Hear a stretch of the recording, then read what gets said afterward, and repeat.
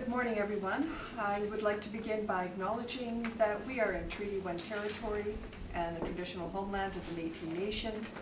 My name is Carrie Linklater. I'm your chairperson today, and I'm joined on the panel today to my left, Gisela Rempel, and my far left, Kathleen Garrity. Our city assessor is Mr. Dutchin Ramswack, and our admin secretary is Belen Rojo. We will be hearing applications for revision of the assessment roll in accordance with the Municipal Assessment Act. The matters for which revision is requested have been described in each application, and we will limit discussion to those matters. The statements that applicants or the assessor make at this hearing are sworn testimony, and anyone speaking to the matters must be sworn in. Be advised that comparisons of assessments of properties are not considered evidence of market value by the board. The board is appointed annually by City Council and is independent of it and the city administration. It makes its decisions on the basis of the evidence provided at this hearing and issues a written order that will be mailed to all parties as soon as possible. Please note that the board's decisions with respect to an application may be appealed to the Manitoba Municipal Board if the matter pertains to assessed value or classification, or to the Court of Queen's Bench if the matter pertains to the application of exemptions from taxation. Should you wish to appeal, information on how to do so will be included with your order. With respect to the hearing process, I will confirm the matters to be addressed with each applicant following the swearing in. We will then have the assessor's testimony followed by questions that the applicant may have, and then the applicant's testimony followed by questions. Each side will have an opportunity to summarize if they wish. Once all the evidence about an application has been brought forward, the applicant may leave. The process will repeat for each item on the docket today. The session will close after all the applications have been heard, and the board will deliberate in private and make its decisions. You will receive the order by registered mail as soon as possible. And as information, all public hearings are live streamed, recorded, and will be part of the public record. And if I could ask if everybody could make sure your cell phones are silent. And if anybody needs to leave for parking, that's fine, we can accommodate that. If you want to swear everybody in. Yeah. I just want to find out, yeah.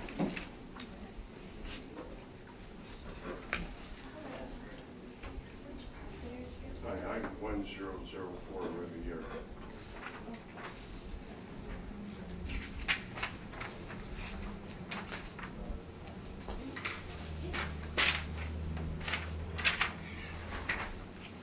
Please state your full name. Dutchin Ramswack. And you affirm the evidence you're about to present is the truth, the whole truth, and nothing but the truth? I do. Thank you. Thank you. So, you have the option to swear on the Bible or to affirm without it. Okay, please state your full name. Ken Lusick. And you affirm the evidence you're about to present is the truth, the whole truth, and nothing but the truth? I do. Thank you. Do you have any evidence you want to share with the panel today?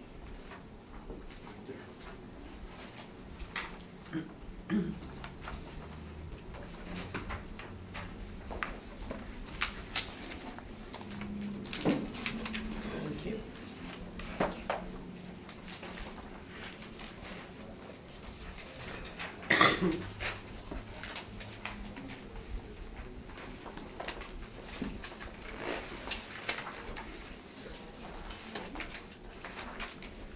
Good morning, Mr. Lusick. And good morning, Mr. Ramswack. If you'd Good like morning, to- Madam Chair. If you'd like to start us off when you are ready. Thank you, Madam Chair.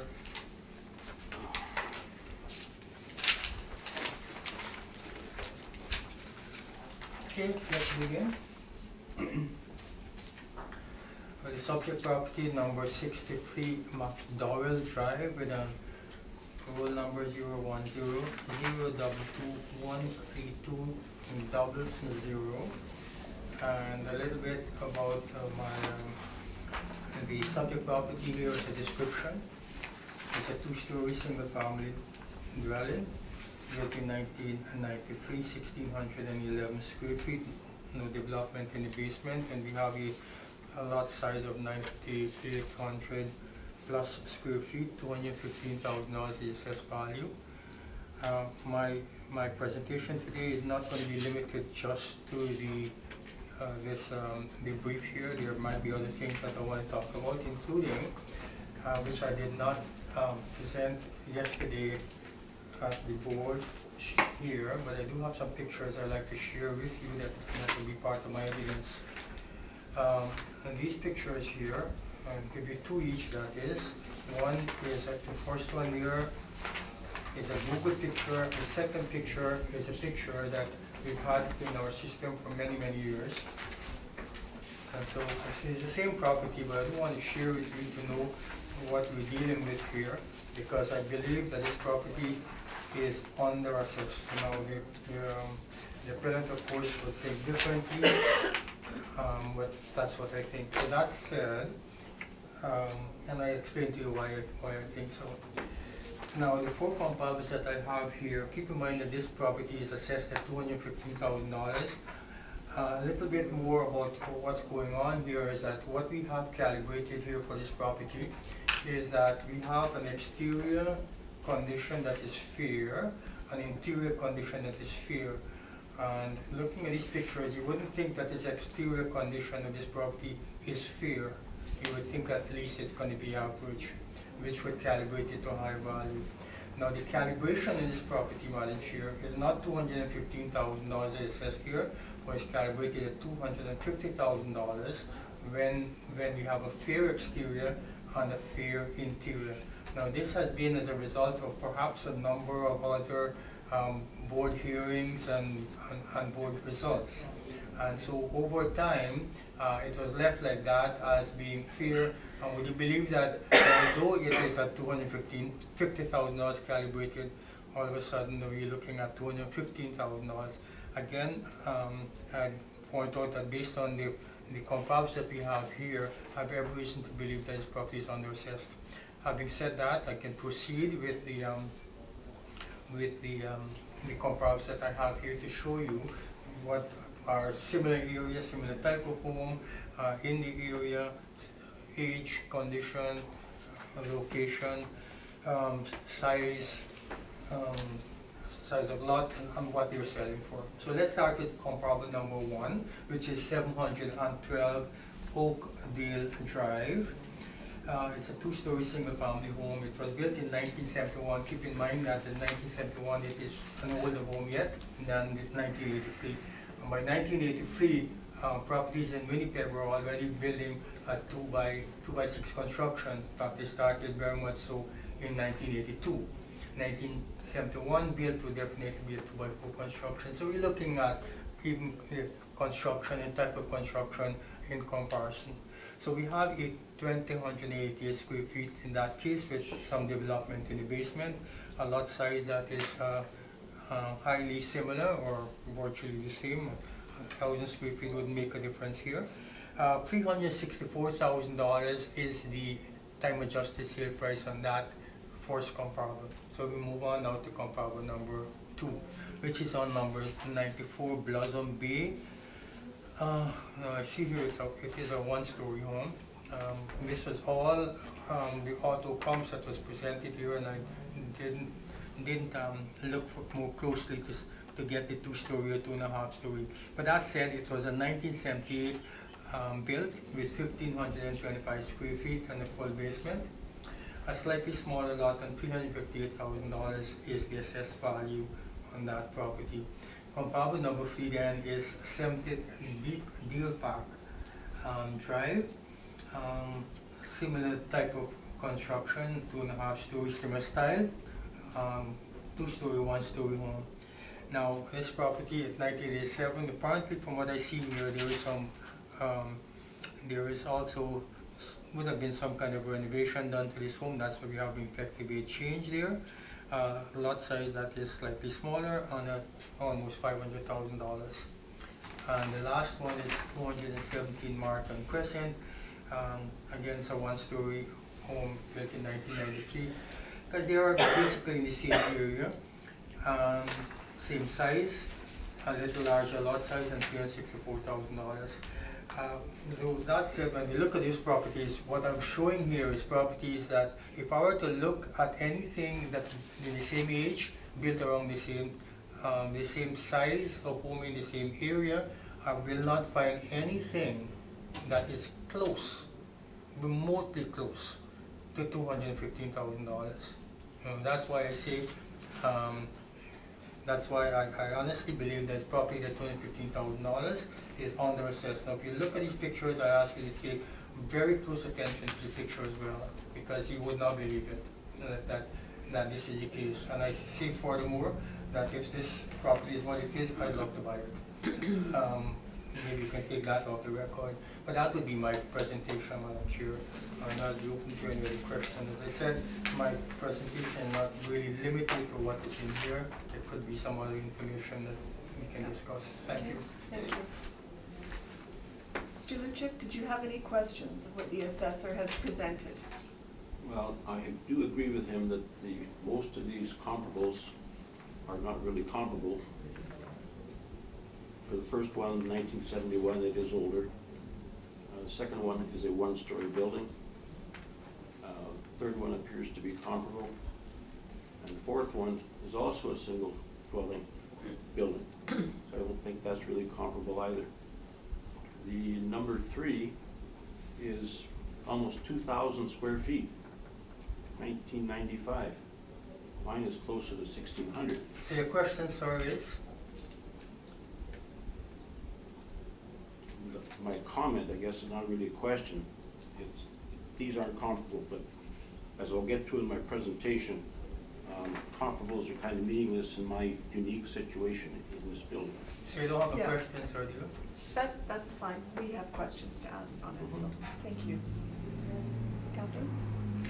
Just the dates, this one is 2019 and this one is what? The one that you have, let me show you.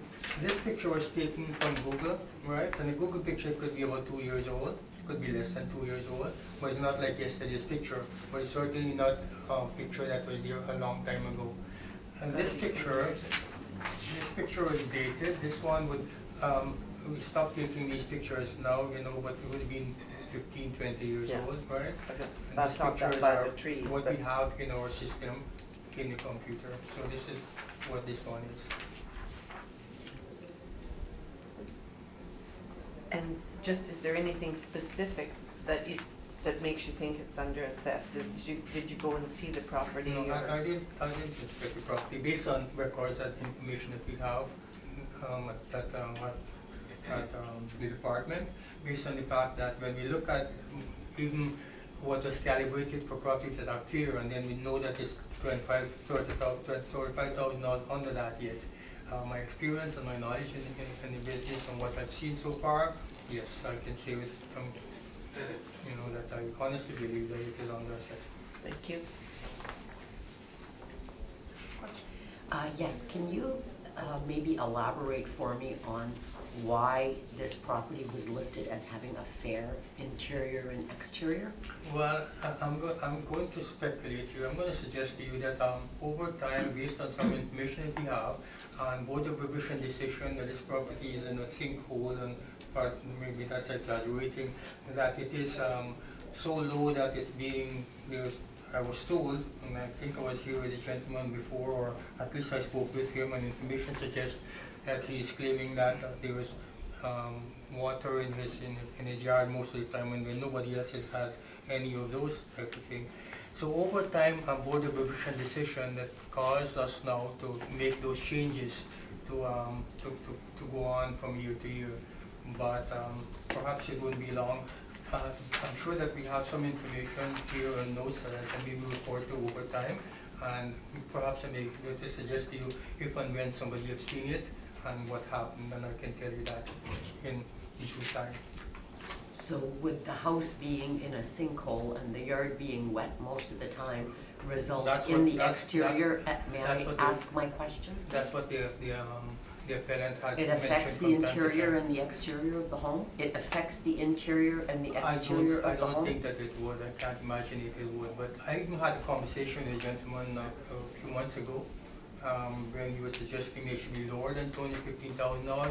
I said there was no way I can do that, and that's why we're here. Why do you think it should be in a condition other than fair? Because you mentioned it should be, Well, that's it. I mean, once it's there, there's nothing I can do to change it. At least not for this not for this period of time.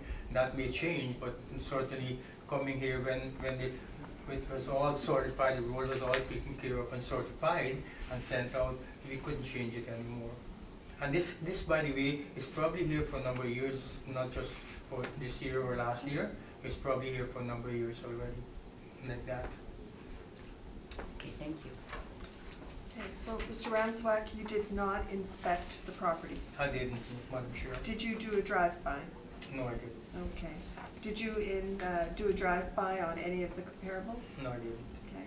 So I'm going to say comparable 2 and 4, which are 1 stories, are probably not your best. Correct. So you would want to put more weight on 1 and 3, correct? I would, yes. Okay. Well, when you think about the number 3, when I look at it at 495 and some upgrades and so on, even that one would be superior to that thing. So even number 1 is probably the best comparable, although it's older. Right. Yeah.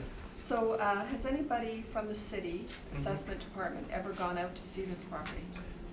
There were conversation and whilst you're proceed, I'd look to see, because I think I wasn't expecting that question, right?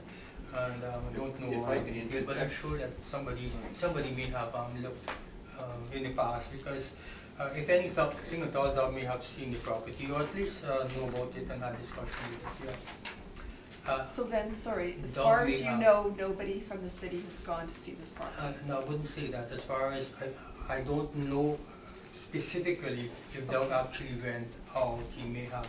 Okay, and I'm sure Mr. Lucic can Yes. answer that question But for us. before the session, before this is all finished, and once he makes his presentation and so on, I'll look for that answer and hopefully we'll take that to you, Madam Okay. Chair. Thank you. Thank you. Mr. Lucic, if you'd like to proceed with your presentation. The city has been to my property in recent years. I'm saying within the last 4 or 5. An appraiser from your department, you might know him, Doug Strachan. He was there. He inspected the property quite at length. And he's seen the problems firsthand, the problems that are not changeable even without mowing the house down. So I don't know how you work your systems, fair, excellent, whatever, but there's been nothing done to this house since the first day it was built. It's pretty much all original, except we replaced the roof and furnace and whatever, those kind of things. You walk into this house, it's like you're walking into a 1970s house.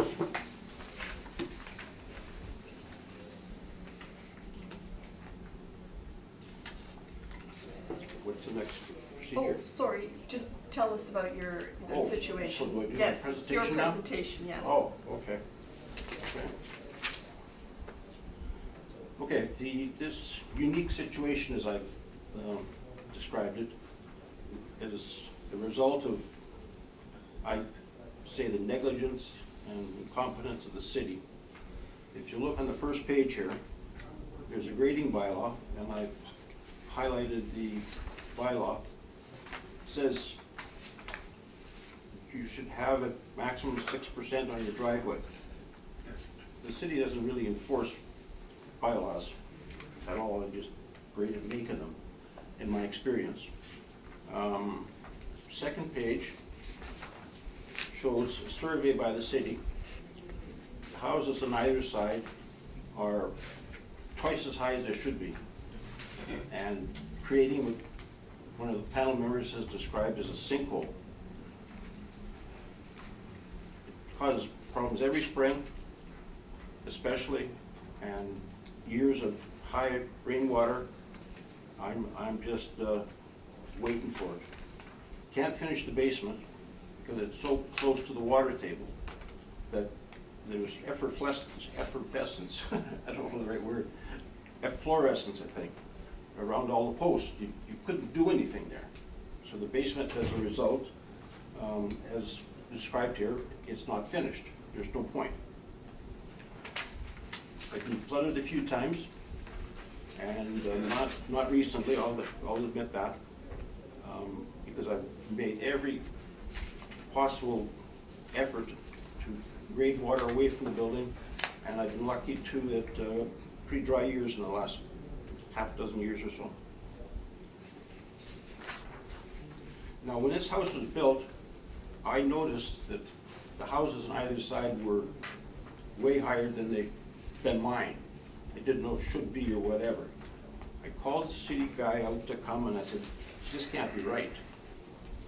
So he looks at it, says, oh, no, once all the piles of mud are gone and everything's all graded, it's wonderful. Well, 2 or 3 years later, it's not very wonderful.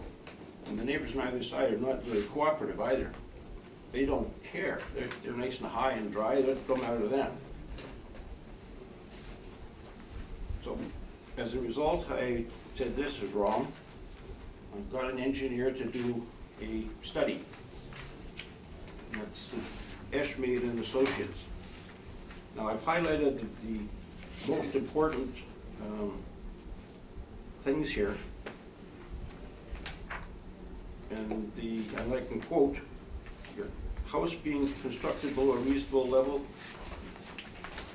This has placed your house at a low point for drainage from surface runoff and any subsurface drainage, i.e. you're too close to the water table in moist years. As a result of that, I had decided early on that there's no point in fixing the basement or doing anything. Now, the other highlight here is the city screwed this up from day one. Plan examination department and or building inspectors failed to enforce the bylaws. It resulted in unreasonable differentials between your properties and the others. I mean, there is no way that the house, the way it was presented, or building permits were issued, there's no way it should have been a permit even issued. The last page, page 3, the city Winnipeg inspectors are responsible for checking drawings. Somebody erred in allowing work to proceed, i.e. there should have never been a building permit issued for this building because no way it can conform to the grading bylaw and the building codes.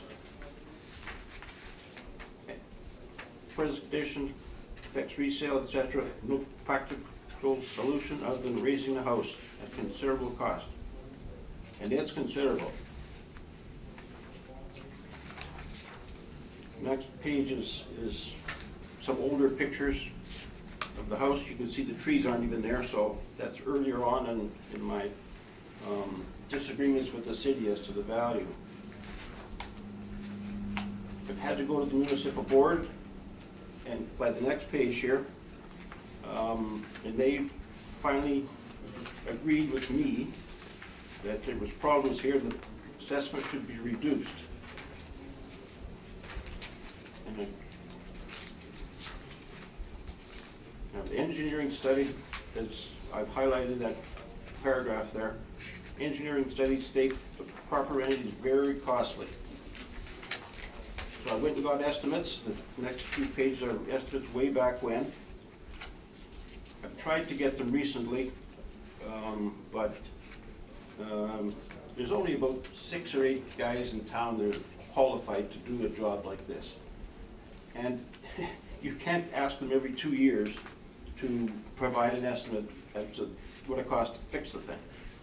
So I just included estimates from way back when, but in the 80s and 90s, and they have an average value. Well, you see one there, 32,000, and the other one is 45,000. You know, halfway in between is 35,000, 38,000, whatever. And costs today have to be at least 3 or 4 times that. So it's got to be 125,000. It's big numbers. And even after you do all of that, the basement floor is still 2 feet too low, i.e. it's a sinkhole.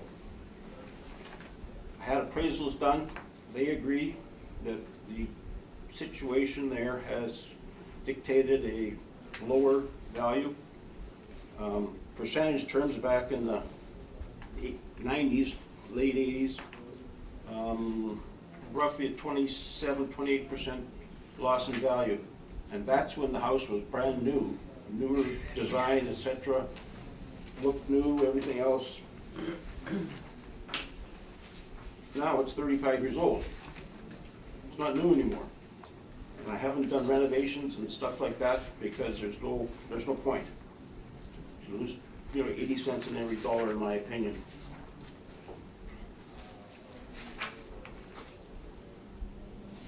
Now, the last one here, which never seems to come up in these meetings, it doesn't seem to be important to the city, but any prospective buyer will quickly find out that they're gonna back onto a major thoroughfare at some point, not too distant future. And I think that also reflects the decrease in the value of the property. Nobody wants to live with a major roadway in their backyard and all the pollution that goes along with it and noise, etc.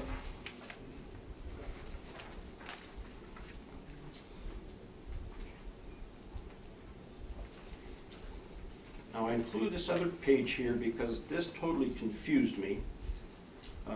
And I've noticed year after year, where it's all the time it's in here, and I've highlighted the statement here. It states that, and I must be reading it wrong, because, and I think you and I have had this conversation before, and I keep reading it, and it's the silliest statement I've ever seen. Nobody's been able to tell me that it's not silly. Basically, it states that somebody would pay the same price for a new up-to-date house than he would as a worn-out one like mine. Makes no sense to me. I've got a real estate news article here that agrees with the same thing. You gotta keep it up or you're gonna lose money. Now, the valuation, in my opinion, you can see the numbers there. The cost to do this, to fix this house to where it should be, is over $600,000.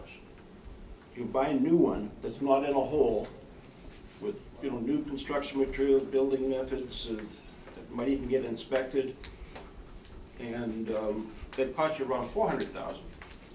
So why would somebody go through all of this to lose $200,000? I mean, they're not going to. So there it sits. In my opinion, the value is land, because you really can't raise the basement floor. It's always going to be there. And can't, well, aside from raising a house, which is ridiculous. So, in my opinion, the value is land value. $150,000, which my conversation with Mr. Strachan earlier this spring, or maybe it was last year, he threw out a bunch of numbers to me on my answering machine there one night. They were between $140,000 and $160,000 for vacant land. So I chose $150,000, and it cost $15,000 to demolish it. So it's worth land value. It's like the Hudson's Bay building downtown. Nice big building sitting there and everything else, but it's contributing nothing to the value of the property. It's land. That's what the value is. And even when you go through all of this, you still haven't, again, accounted for the depreciation from the future thoroughfare. The house would still be functionally obsolete because it's a 1970s design unless you start doing major structural work in there, knocking out walls and everything else. And the bathrooms, I mean, they're just way too small. The missus would go in there and say, "Whoa, these bathrooms are, forget it. There's no way you can make them bigger. You can't make the house any bigger. This house should have been built at least 10% bigger than it is." So as a result, my decision has been to not do the renovation, just keep it up the way it is and live there. But I don't want to be taxed for something that I didn't cause. Tax assessed, same thing. This is a problem that's created by the city, and I'm the victim here. And I don't appreciate coming to these meetings every 2 years. to fight about this. To me, should be obvious, but I guess it's not. The city, I see, has decided to take the opposite route and go the aggressive way on this thing, well, just because of a problem that they caused.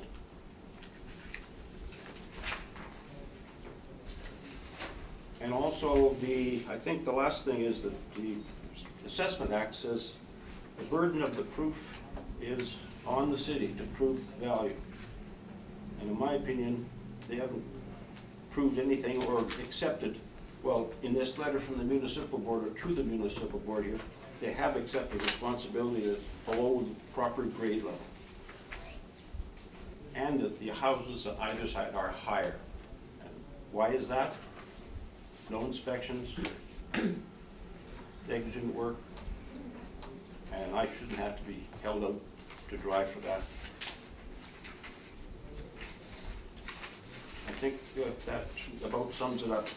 Okay, thank you. Excuse me, can I give up? Because I have a 10 o'clock meeting, so I give up for the assessment. I'm sorry. Yeah, I need to run back to office because Yeah, I don't go know ahead. I don't know that take that long, so I give up and I will run. You're going to leave? Yeah, I'm gonna leave, yeah. Are you gonna come back? I'm not gonna come back except after. Okay. Yeah, so I just give up because I have a lot of people waiting for me. Sir, do you have any evidence that you were going to present to us? That's I don't have because I just say I don't have a garage, that's all I have. Okay, Yeah, if you don't have any evidence, that's, yeah, so. okay. Yeah. Sorry, about that. what was your address? 11 Bridgeport. Okay.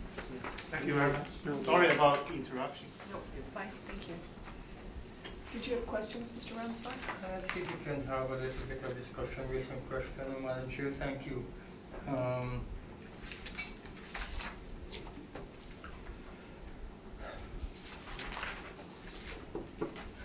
This evaluation here, sir, is it yours? Your handwriting? Yes, yes. These are your suggestions that this is what it costs so that you could get it lower, the assessment? That's, This assessment, this evaluation is yours, of what you think it's gonna cost you? yes, I think I'm low. I don't know anything about construction costs. The odd thing I picked up over the years, Okay. coming here and having to fight about this, I think those numbers are pretty good. It probably low, And when, because everything costs more than you think. appreciate that, when was this done? Yesterday. Yesterday? Yeah. Okay, all right, so this is your own opinion. Just for the record. It's not an appraiser, nothing, it's me. Okay, appreciate that. And I Just think for my the numbers are record, pretty good. just for the record, are you open to an inspection because we'd like to have this property inspected? Because based on the information, Madam Chair, I know there were conversations between even the supervisor was involved, and yes, Doug was involved in conversation. I don't see a specific inspection, so just for the record, we're asking for inspection on this property. Come on, that doesn't have to go down in evidence to make a decision, but just for the records. Well, I do think Mr. Lusick said that Mr. Strachan was there. I don't see that, but I'm not suggesting that it wasn't done. But if I were to present an evidence in future or for a higher court, then I would actually like to Okay. request an inspection on it. Okay, I don't know there's much. Okay, so you said that the city was responsible for this, the city's at fault. You said that, is that correct? Yes, and the engineer agrees. And if the city is fault, sir, and knowing that there is such a big difference in value and loss, why wouldn't you consider suing the city, sir? Put it this way, the city has way more money for lawyers than I do. I couldn't afford it, period. Okay, why wouldn't you consider suing someone else who was responsible? Wasn't other people responsible, like the builder, for example? Again, I don't have pails of money to sue people. I just thought people should be doing the right thing. The city's the one who sets the grade, does the inspections, and in this case, everybody failed. Okay, and you're stating, sir, that you've had this problem since 1971, or is it 72 or 73 that you discovered this problem? I've had it since day one, as I've already said. Okay. 1983, that's, Yeah, I appreciate that. So for 40 years, sir, you Excuse had... me, if I could finish? Sure. I've already said here that when the house was being built, houses were going up on each side. They hadn't built the things yet. The foundation, he came and looked and said, everything is going to be fine, not too low. I said, look at this thing, how high it is. And he said, oh, it'll be fine. Well, it's not fine. Not fine at all. Okay, so I've noticed you've had some information here that are 20 years old and older. Why would you consider getting some updated information from professionals? You know, again, I'll reiterate, the house elevation has not changed. Okay? People, people charge a lot of money for these things these days. And to have to go and do it every 2 years, it gets a little, you know, a little ridiculous. Okay, now you thought your house is almost ready for demolition. Why would you consider demolishing it then? Sorry? Why would you, if your house is not worth anything, why wouldn't you demolish it? Where am I gonna live? So if the house is not livable anymore, sir? No, that's got nothing to do with the value in 2018. Okay, all right.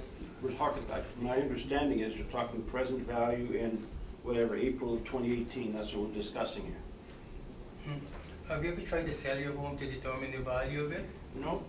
You haven't? Would you consider selling it? Sorry? Would you consider selling your home, sir? No. Okay, all right. Madam Chair, I think it's all up to you. I don't know that I can go on asking any. You know what, excuse me, I have thought of that, obviously, I'm getting on in my years. Don't need this house, but when you do the math, to move someplace else and have something close to what you have, when the house happens to be paid for, it makes no sense, might as well stay where I am. I know where everything is, I got whatever. So yes, I have thought of it, and no, because just stay where I am and muddle through as best I could until I can't, so. okay, thank you. Kathleen, did you have questions? Mine were along the same lines in the fact that you are presenting us with 20-year-old information, so it's hard for us to do that, compare to those figures. The asking, my understanding is you are asking $135,000. That's what you think your place should be assessed at. I say it's, I don't know, because when I go through the city website to look for vacant land sales, there aren't any. There's all kind of houses and condominiums and everything, but they don't have vacant land sales. So I'm just going by some old comparables I had and what Mr. Strachan left in my answering machine, which unfortunately somehow I magically erased by accident. And that's.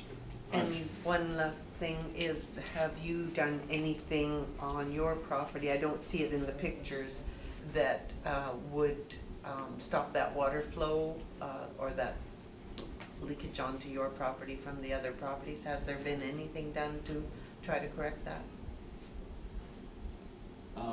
How's the best way to describe this? I can't go any higher. So I'm at the mercy of the neighbors. The guy to the north of me, I thought he was a better guy than that. He redoes his house, puts the roof on, everything else. He eavesdrops. He directs everything towards me, rather than putting it to the other side where it was before. Front and back, so I get all his water. I've asked him to do something about it, and he won't. So I'm just at mercy. And every spring, water comes in. For the last 3 years, ever since he's done that, the water comes in every spring. I had to go a year ago. I've got sandbags this time, luckily. I was able to get some sandbags to save it there. But the water comes right through because he's so high and over the grading bylaw. And I can't do anything about it. Every year I'm sitting here in pins and needles saying, when am I gonna get flooded next?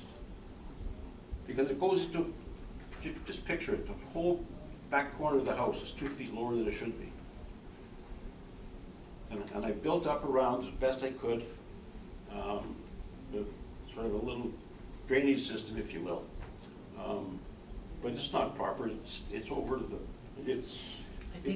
I think what I was asking though is whether you had built up any sort of a levee or any sort of protection from the water that's running across from the other properties onto yours. I don't know exactly what you mean Just by a that.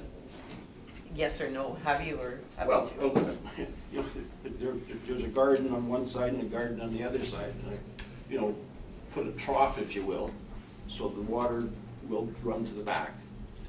But in the springtime, when everything's frozen,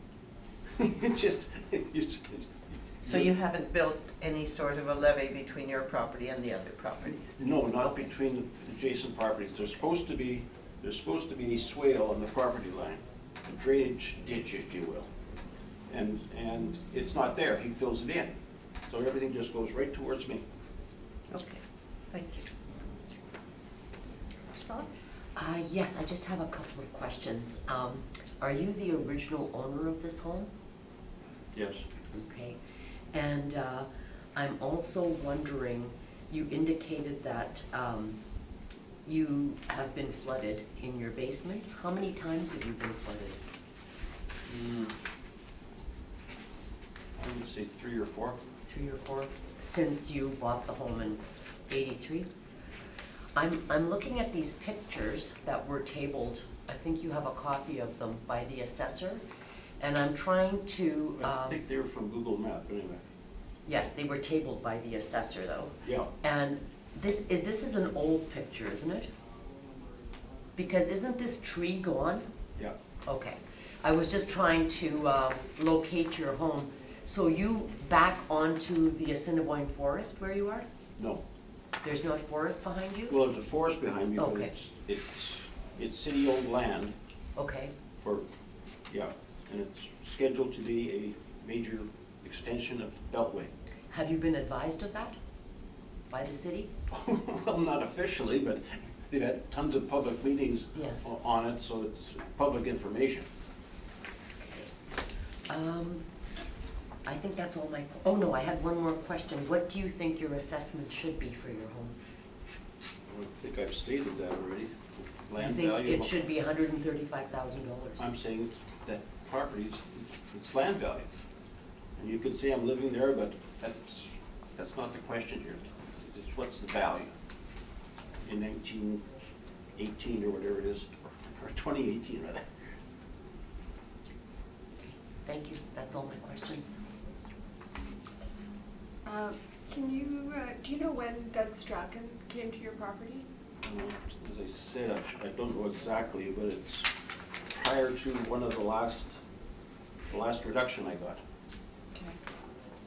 Okay. It would be within the last 3 to 5 years. Okay. Did he do an interior inspection? Yes. Yes, and Everything. he was in your basement Yeah. and in your backyard? Yep, and- yep, everywhere, Okay. yep. Have you ever contacted the community program, the RAP program? I have. I'm only asking because I know you've been here several times, and that's a free program you can go to, so you don't have to, you know, go through this process, file and pay, et cetera, and come down here. Really, never heard of that. The RAP program, yes. Call 311, and I'm sure they can give you the information on it as to when they're being held in your area. Is that RAP or is that a? It's an acronym. Yeah, okay, Residential. okay, yeah. I'm not familiar with it right now. Okay. Anyway, just say RAP to them and they'll know. The Residential Assessment okay. Program. So you're saying if these people Well, you meet with city assessors, but you meet within your community. They hold open sessions, sort of in the Charleswood area or Tuxedo area, and you never- just attend, and it's free, and Never heard of it. it's closer for you, and you don't have to pay. Yeah, that's another beef I got too, that I pay $50 even though you win. I'm sure you heard that one before. Yes.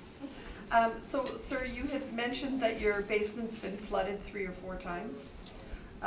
What was the damage in your basement? Well, I did have some carpeting down there, which was long gone after the first 1 or 2 floods, and it's not finished. Okay. But that's not damage, so you had the carpet removed? Yeah, and the walls are insulated. I insulated the walls. So we had to take out all the insulation for the first foot or whatever it is, put new stuff in, new drywall, all that kind of stuff. And then luckily I had raised up my appliances in anticipation of something like this happening. So they're up off the ground, so they didn't get damaged. Okay. So, So you have appliances in the basement? yeah, Okay. laundry. Okay. Another big mistake when I built a house. Okay. So, sir, you've never listed your home? No, No. Okay. You've never had a real estate agent come in and give you a value? oh yeah, And when was that?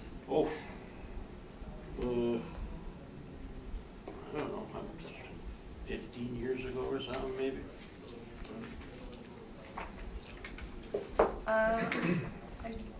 I'm gonna redirect to you, Mr. Ramswack. You had made a statement earlier that the house was in fair condition. That's what we recorded right now, Madam Chair. Okay. Oh, so those are in your notes. That's not your statement in particular.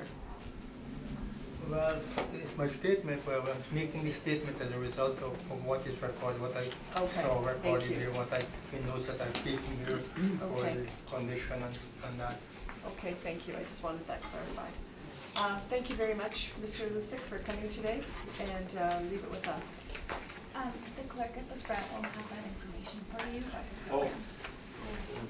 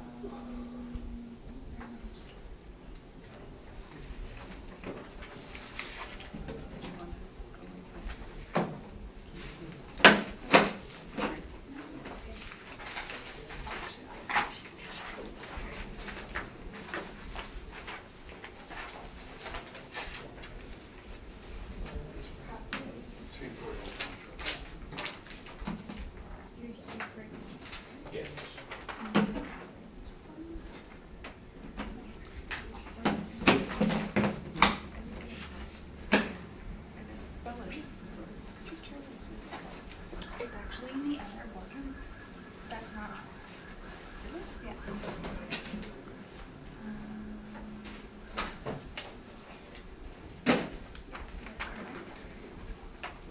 Yes, you're correct.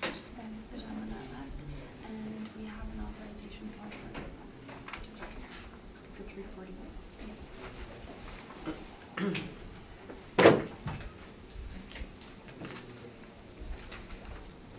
Sorry, I've got to get going too, actually. Which property are you here for? 81 Sandra Day. I'd like to see that one next. Sure. I have 2 appraisals from realtors that I can share. You'll be next, you can go. Yeah, just come and have a seat. Okay.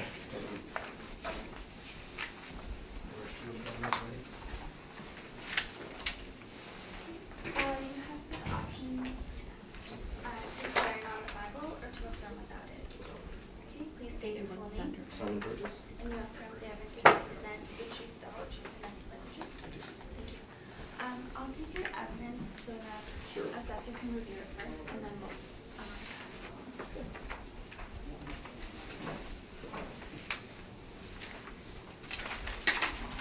And then I'll send it to you after. One copy of it? Okay, fine. I can stop it if it's on, but I wouldn't cover it. I will look at it. Opinion, Mr. Ramswell?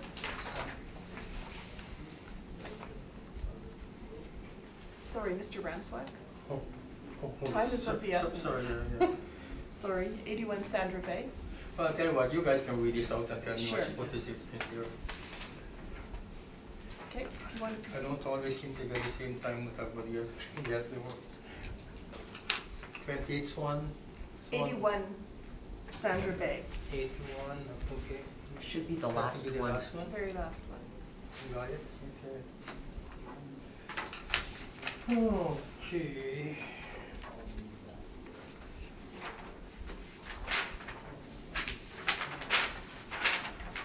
get the pictures, for the last one, so I can move that way.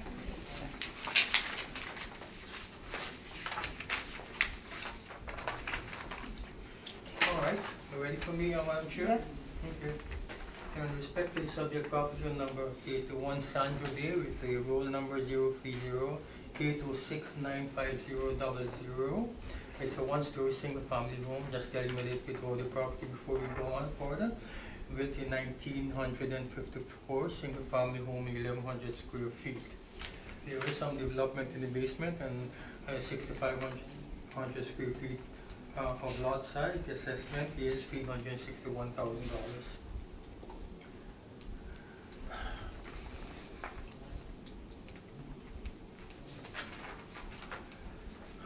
Okay, to continue here, there are 4 comparables that I have here. Although I know that the assessment, based on the last assessment, I'm only gonna guess this one here. I don't know if I tried to contact the tenant before on this property, but I'm seeing here the assessment, there was a difference in from the last assessment to now that perhaps could be the reason you're here. Having said that, we're looking at properties here that hopefully are comparable to yours. This is the whole objective, and if they are highly comparable to yours and have the same value, then we feel the assessment may be okay. So that said, we're looking then at the 4 comparables. They're all in the same neighborhood area. Each of the properties is a single family home. Each of them is 1 story. They were built around the same time in the mid-50s, 1950s I mean, and the size of the homes are just a couple of them, or 3 of them here, just slightly under the 1,100 square feet. Each of these properties have a rec room and the other characteristics you can see there.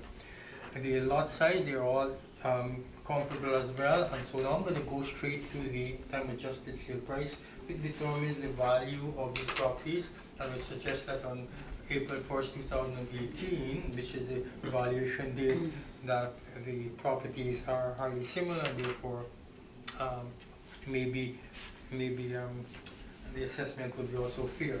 That said, comparable number 1 is $317,000 for 1,056 square feet. And I want to point out that I'm looking here, but I'm sure, I think maybe the big difference would be the fact that this property does have a swimming pool. So whatever the value of the other properties are, we're going to look at that, and then we start, when we do the reconciliation, then we're going to determine a value based on the other comparables, and then determine what the swimming pool is worth, and therefore it would be the comparable plus the swimming pool. So that said, comparable number 2 then in 129 Riley Crescent, almost 1,100 square feet, virtually the same size of that of the subject property. Doesn't have a swimming pool, of course, and it's $367,000.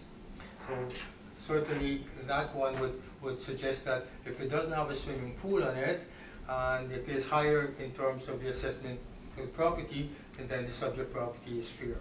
Comparable number 3 then on 232 Buxton Road, 1,036 square feet, and it's $330,000. And then comparable number 4 It's number 75 Garnet, 1136 square feet, about the same size of that as the subject property. A slightly larger lot and almost the same value at $354,000. And keep in mind that none of these properties have a swimming pool. So when you make that adjustment for the swimming pool, then we see that that 361 sounds fair. And that's my presentation, Madam Chair. Thank you. Thank you. Did you have any questions on what the assessor has just presented? Okay, thank you. Kathleen, questions? Just the valuation on that in-ground pool, do you have a figure or an amount?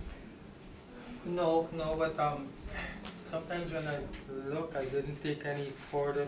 Wait a second here. I think I have this to determine the size of the swimming pool, perhaps. Size makes a difference, and the age of the swimming pool make a little bit of difference. But typically, swimming pool is half of much as a brand new swimming pool, and in some cases less than half. The older it gets, it seems to come down a little bit more in value. So I usually think that perhaps plus or minus $15,000 to $20,000, or rather, can't say plus or minus 15 to 20. It's more like between $15,000 and $20,000 would be the value of a swimming pool. Thank you. Giselle? I have no questions, thank you. And I have no questions. Sir, if you'd like to give us your presentation. Sure. I mean, the main reason I'm here is because I'm going through a divorce, and so I'm buying the house. My wife had 2 realtors come in to value it.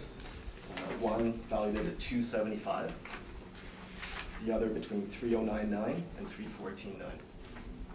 So seeing that wide range between the city's assessment, that's why I'm here.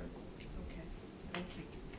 Did you have any questions of the appellant? Yeah, I'm sorry, that was your presentation That's you all I did? got, yeah. Okay, would you repeat what you just said about the properties side by side, or are they listed, or is it assessed at? Sorry, The information you just gave, yeah. 2 properties, lower 275, are the properties? No, this is for my house. So the realtor came in to appraise the house, Your realtor came in to appraise the house. right? He didn't see those papers, Oh, because they didn't go And back. These aren't He didn't have comparisons time with to other read them. houses. And that's it. Okay, this is, Yeah. yeah, of course I would know what this is all about here. So we're seeing here, so we have a realtor here, so what I'm gonna say might not really like, I usually say Madam Chair, as you know, you'll have to take this with a grain of salt when we, Madam Chair, you'll have to be with me. yes. When I see an appraisal report, I get able to critique it. Oftentimes, an appraisal report will have different in value. I'd like to make that statement, as I always do. We do need to take it with a grain of salt when we get that, without the evidence of the comparables. That said, sorry about that, you know, but, yeah, it's however you want to take this here, it's okay. I'm giving you my evidence here. I don't see that they have any Right. Did you have any questions? Well, no, No. I Okay. can't imagine that I have any more without seeing a bit more Ms. Carey? information. No Thank you, Madam questions, Chair. thank you. Gisela? Pardon me, can you tell me how old your pool is? It's over 20 years old for sure. It's unheated. Yeah, very basic pool. It's an in-ground pool? It is, yeah. I'm assuming. And from what I hear, it's actually harder to sell a house with a pool. I used to have one. Yeah. Used to. Okay, I think that's all the questions I have, thank you. Okay, so you purchased this home, I'm assuming, in 2008? That's right. There's a sale on there. Okay, We haven't done any renos since then, and we have flooding in the basement every year, so the carpet's been removed. okay. So it's no What- longer a finished basement. What was your previous assessment? I don't remember. I'm sorry, it's no longer a finished basement? No, had to remove the carpet. You have a bathroom down there, though? There's a bathroom. Yeah, so it's still considered Oh, finished. okay. Okay. So what number are you looking for? I'd be happy with what my wife is asking for, which is around $314.9.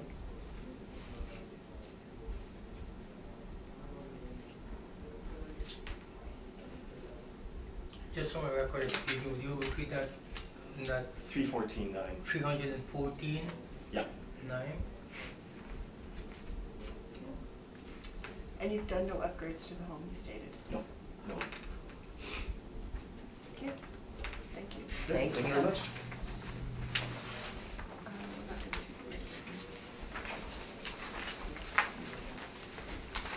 650 Ryerson.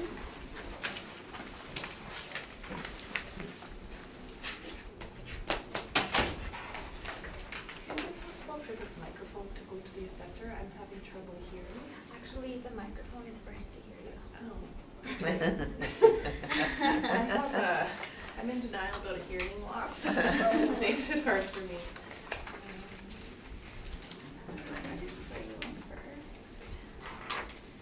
Do you swear on the Bible or to affirm the Bible? Okay. Please state your full name. And you affirm the evidence you're about to present is the truth, the whole truth, What's and the nothing but the address on truth. Thank you. Number 9 on your sheet. Number 9. 650 Grierson. Yeah, sorry, Mr. Ramsbach. Number 9. Number 9, thank you, Madam Chair.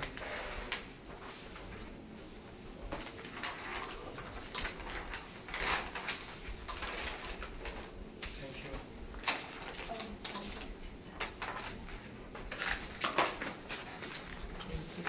Is it possible for me to move a little closer to the assessor? Thank you. Or could you move a little closer to me? Just we need him to speak up. Yeah, Gretchen, would you please speak up when you present? The appellant has a hearing Okay, loss. then both of us are the same.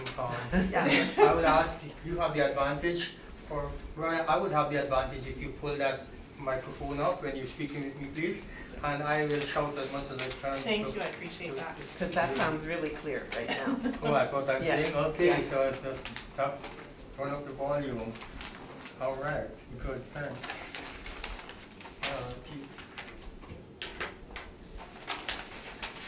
Of course, I'm not going to be able to get a chance to read it, certainly the panel was not going to let me read that and spend wasting their time. So let's proceed and then we can cross the bridge when we get there.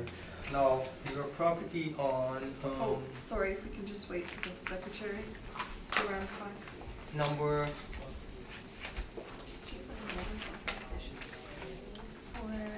For Carolyn is the applicant. So the application came in with authorization. Okay, thank you. Okay, if you'd like to Okay. proceed. how's that? All right.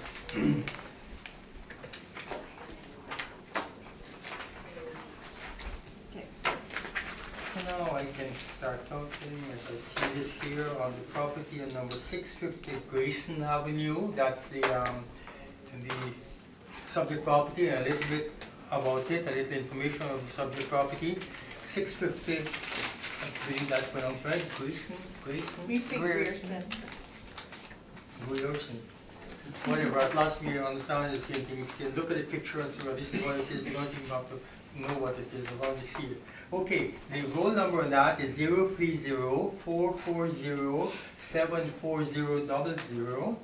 It is in Fort Richmond, and it's a one-story single-family home. Are you okay with how I'm speaking? Yeah. Thank you, ma'am. Built in 1963 and it's 1,200 square feet. Currently, we do have a finished basement here, and there is also a swimming pool. I did take the information on this swimming pool at this time, Madam Chair. It is 672 square feet, and it was built in 1963 for the, pardon me, I see it here for the record, not the swimming pool, There's no but the swimming garage. A garage Yeah. built in 1963 for the records, 672 square feet, when we're doing the comparison. The assessment, $369,000, that's the assessment for this year. And if you need to know, that last year assessment, last year assessment was $345,000. All right, the four comparables that we have here are all in the same neighborhood characteristic area. They're each single family home, they're each one story, and they were built in the 1960s, same as that as the subject properties of the comparables. Comparable number 1 is smaller, it's 1,035 square feet.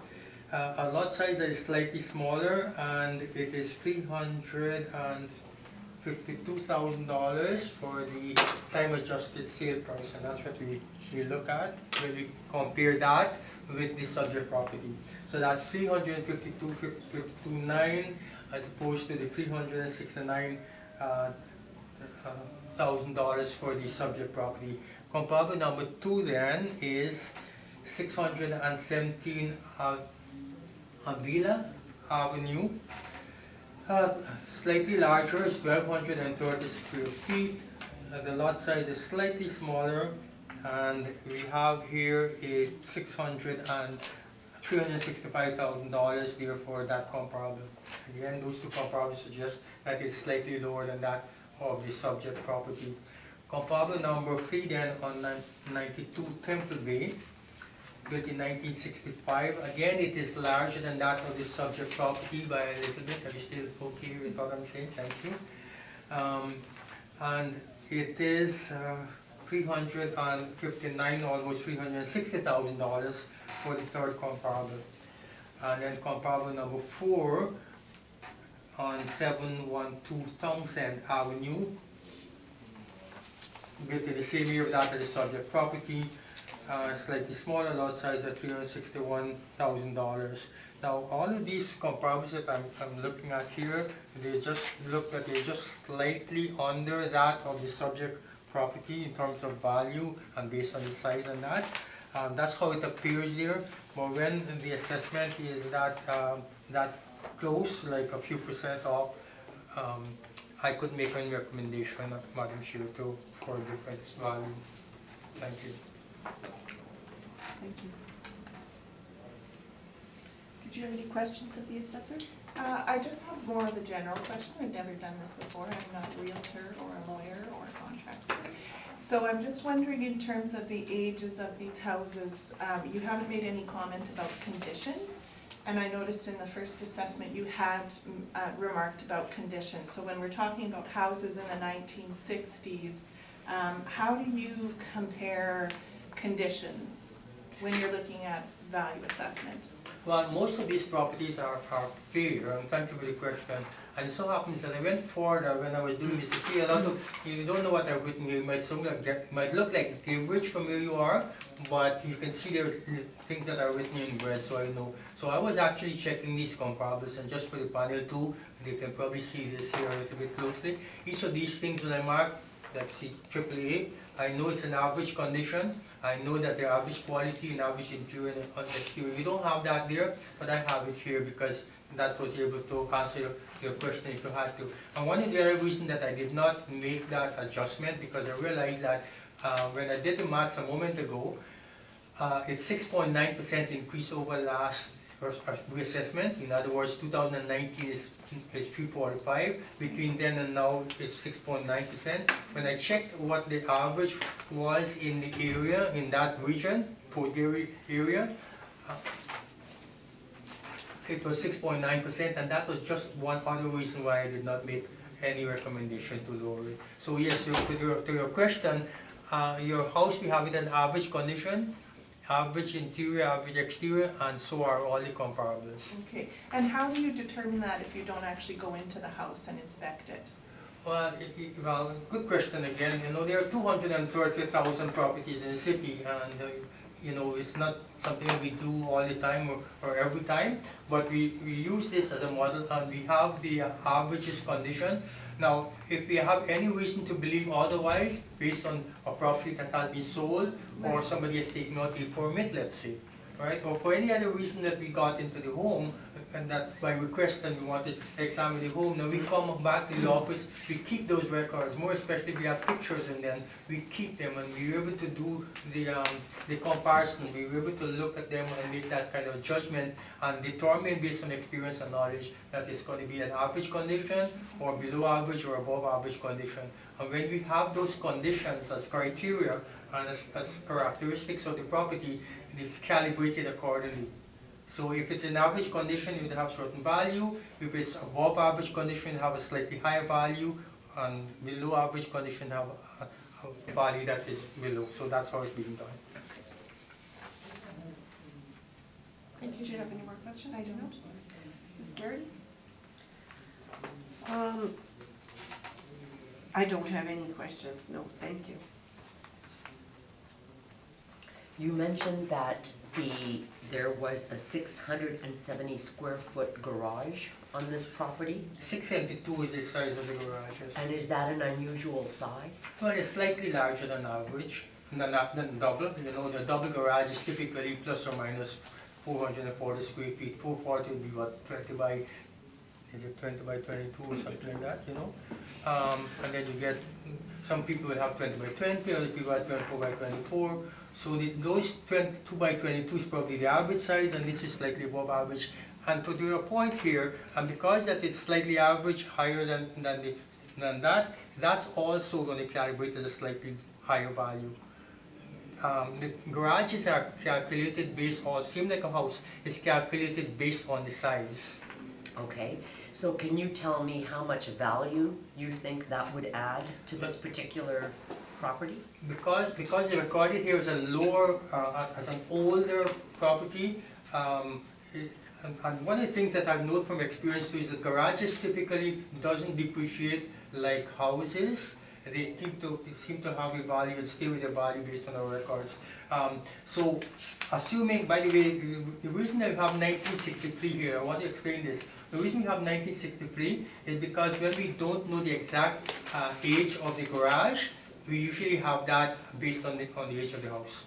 May not be the right thing to do, but you know, because now we have been computed for the last 20 years plus. Anything before that we don't know, so going forward we'll be more accurate, but that's how it is. So the applicant may be able to tell us if it's an older garage or otherwise. I don't know that here, but it could be a 1980 garage, or it could be a 1970 garage, I don't know that. But What if it was a 1963 garage? What would be the value, do you think, of having a larger garage? well, same like a house, if it's maintained, then it's going to be okay. But a garage at 672 square feet, we can start depreciating from brand new as we should at all times, right? Same as we do with a house. To build a 672 square feet garage today is going to be no less than $20,000. That's what it is going to be today, right? And then depreciated and so on, half as much or maybe even less than half. Okay, And that's my best answer. okay, thank you. Maybe not the right answer, but that's my best answer. We have a realtor here, he can fill in for us when he gets up here to Yes, but the realtor has not been sworn in, and this is not his hearing. Sorry, that's off the record, that's off the record.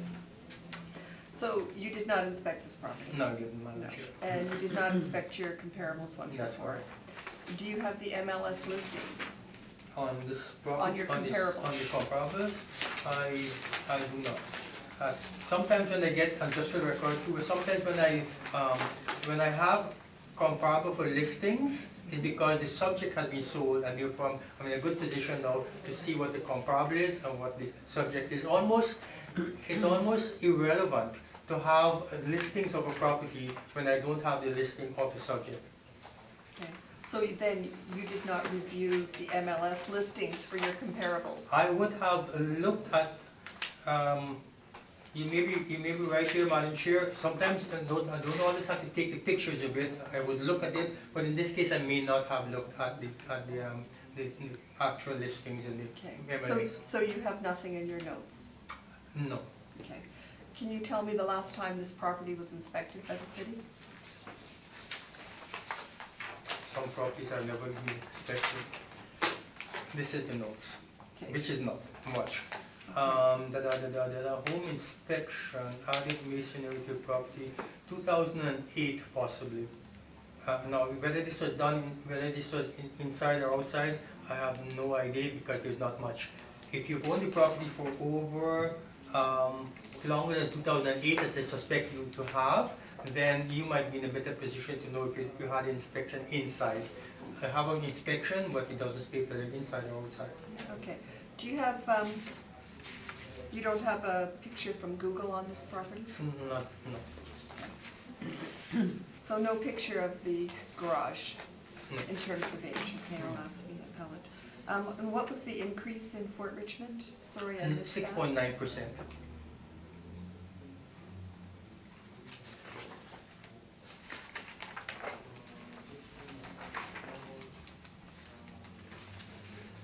That's all my questions. If you would like to give us your presentation. Sure.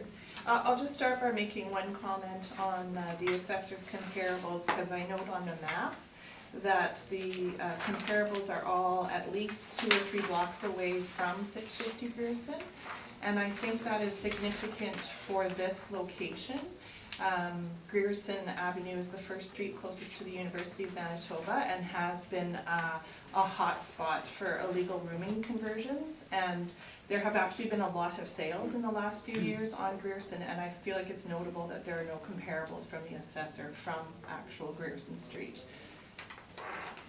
So I'll just start by giving you some background. I'm actually doing this presentation on behalf of my elderly in-laws.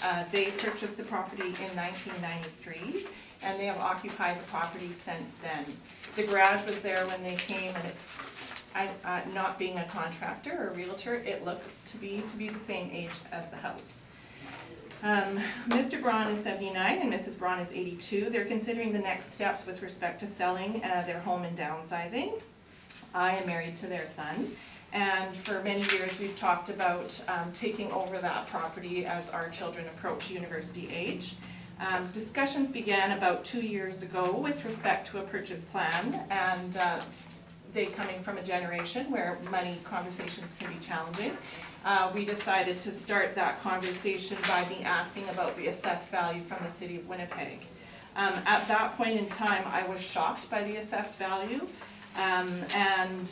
It prompted me to compare properties for sale and that had sold and compare the assessed values to the other homes on that street. I understand from an appeal perspective, assessed values of other properties on the street aren't relevant. I'd love to know more about why that's the case, because that's the most readily available information for homeowners to access when we're trying to figure out whether an assessed value is fair or not. Looking back at the assessments for 650 Grierson, it appears this property has consistently been assigned an increase of upwards of $20,000 or so, more or less. They only could provide me with maybe the last 4 or 5 assessments that they've had done. And this is independent of the reality that there's been 0 upgrades to the property, apart from a replaced air conditioner unit that I think they did in 2018. And I do think they also replaced the roof early on in the purchase, because I can remember that, but it was many, many years ago. Mr. and Mrs. Braun are on a fixed income. They have no access to internet access, etc., and so have had no capacity to understand where their house is valued in relation to the rest on the street, or how that value relates to sold properties around them. And they've paid their taxes faithfully. The current assessed value is inconsistent with other homes on that street, and it's inconsistent with the condition of the house. The current assessed value negates the reality of Grierson Street being at the forefront of illegal rooming houses, rampant in Winnipeg South, and it sets up, this is one of my concerns, it sets up a potential purchase price that will leave only investors, in quotations, willing to consider the property. More importantly, it inflates a bill for a senior couple on a fixed income. So in my evidence, I'll just start by describing the house, and you can take a look at the pictures that I've provided in Appendix A. It's a 1,200 square foot bungalow with a detached garage built in 1963. Again, I'm not positive the garage was built and then, I was just going off of the city's information. The main floor includes original kitchen and bathroom and 3 bedrooms. The ceiling is original popcorn ceiling, potentially laid in asbestos. We don't know that for sure. The basement is in its original 1960s or 70s development, complete with wood paneling, original flooring, small water tank, original furnace, small electrical panel, raised shower draining directly into the cistern.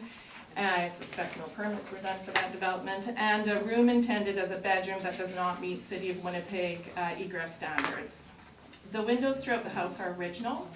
Prior to 1993, the purchase, a sunroom was added at some point to the back of the house, and that has now aged to a state of leaking, cracked windows, and requires significant investment to sort of regain its usefulness. Over the last decade, Grierson Avenue and the surrounding area have been inundated by the emergence of a large number of illegal rooming houses. CBC News posted on August 31st, 2017 that there's up to 150 illegal rooming houses near the U of M. And unfortunately for this property, 2 rooming houses are located directly across from it. And my in-laws are retired, they have a lot of time to watch the comings and goings of the rooming houses, and it has not added any value to their own home. I'll talk specifically about a comparable. 647 Grierson, which is right across the street from them, was sold in 2018 for $290,000. It also states it was sold in 2016 for $290,000, so I'm not sure whether both of those numbers are accurate or why that would be. It's a 1,200 square foot bungalow, same as Grierson, 650. It also has a detached garage, and its latest City of Winnipeg assessed value is $317,000. Unfortunately, since its sale in 2018, it's had its large front window replaced by 2 small windows and is one of the most recent rooming house conversions on the block, and it has gotten considerable media attention over the last few years. To bring the 650 Grierson Avenue up to current standards, with respect to electrical, plumbing, heating, windows, and to update the kitchen, bathrooms, and put a safe bedroom in the basement so that it could actually be considered finished, 2 contractors have estimated a cost of between $100,000 and $125,000 for a modest renovation, focused on functionality, safety, and efficiency. I have, if anybody would like to see one of those quotes, I didn't bring them both, and I didn't make copies because I didn't want to waste the paper, but one of the contractors was Sean Bose, and the other one was Andre Fontaine from AMF Builders. And that quote I have is actually just for the basement. Houses on Grierson or near Grierson that have been updated have asking or sold prices for around the current assessed value of 650 Grierson. And I know you're supposed to look at sold properties, but I thought this one was very current. You've got a picture of 6 Tulane Bay, and I'm sorry you only have it in black and white, which is why I put in Appendix B some photos. I actually went to that open house, and both these pictures are from the basement of that property. And you'll notice in their listing that the windows have all been replaced, the kitchens and bathrooms have all been upgraded, the flooring has been rehabbed as well.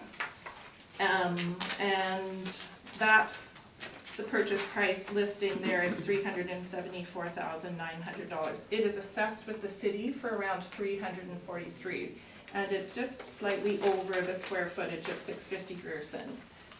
But as you can see, you know, it's updated and it's functional, and there are 2 egress windows in the basement. And then I know this will also not quite fit the criteria that you are looking for in terms of comparables, but I just wanted to mention 571 University Crescent is a property that bookends the west side of Grierson Avenue. It's a beautiful 1990s custom-built home. And it is listed for around 1,500 square feet of living space. It was just listed in the last few months for $399,000, and it just sold. So I can't confirm what it was actually sold for, and it's not, an equivalent comparison because it's much newer and quite frankly much more beautiful. In summary, 650 Grierson is a modest bungalow that remains in primarily original condition. It is in need of updating to increase its overall efficiency and safety. An assessed value of $369,000 reflects the value of similar homes in the neighborhood that have already been updated. The inflated value means that the likelihood of the home retaining its primary residence status is in jeopardy. It's much more likely to be bought up by an investor willing to pay a higher price. In a Winnipeg Free Press article published on April 10th, 2018, Janice Lukes, councillor of Waverly West and former councillor for the Fort Richmond area, singled out Grierson Avenue as ground zero for the area's illegal rooming houses, as it's the closest to University of Manitoba campus and one with many illegal converted dwellings in the area. This really affects both the desirability and the value of the homes on Grierson Avenue. It's my sincere hope that the board will consider this application for revision. Mr. and Mrs. Braun are on a fixed income and consider each and every dollar they spend. Thank you. Do you have any questions, Mr. Ramsbach?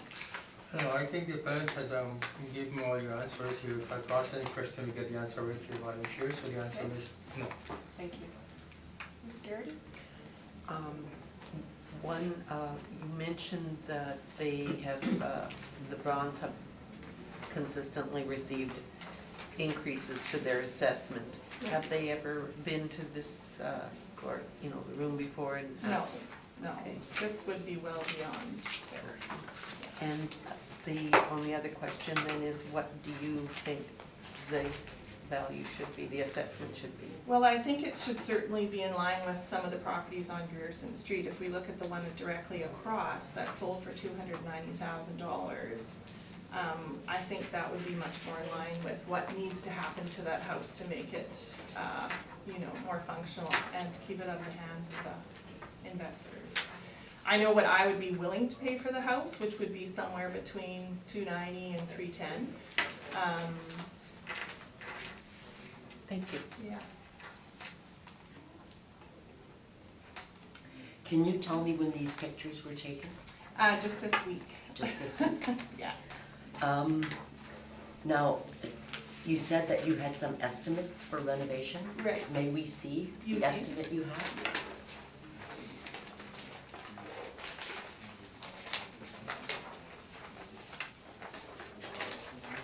So this estimate was actually something where I was exploring, we were intending to actually live in the house for a couple of years because our kids are just entering university age.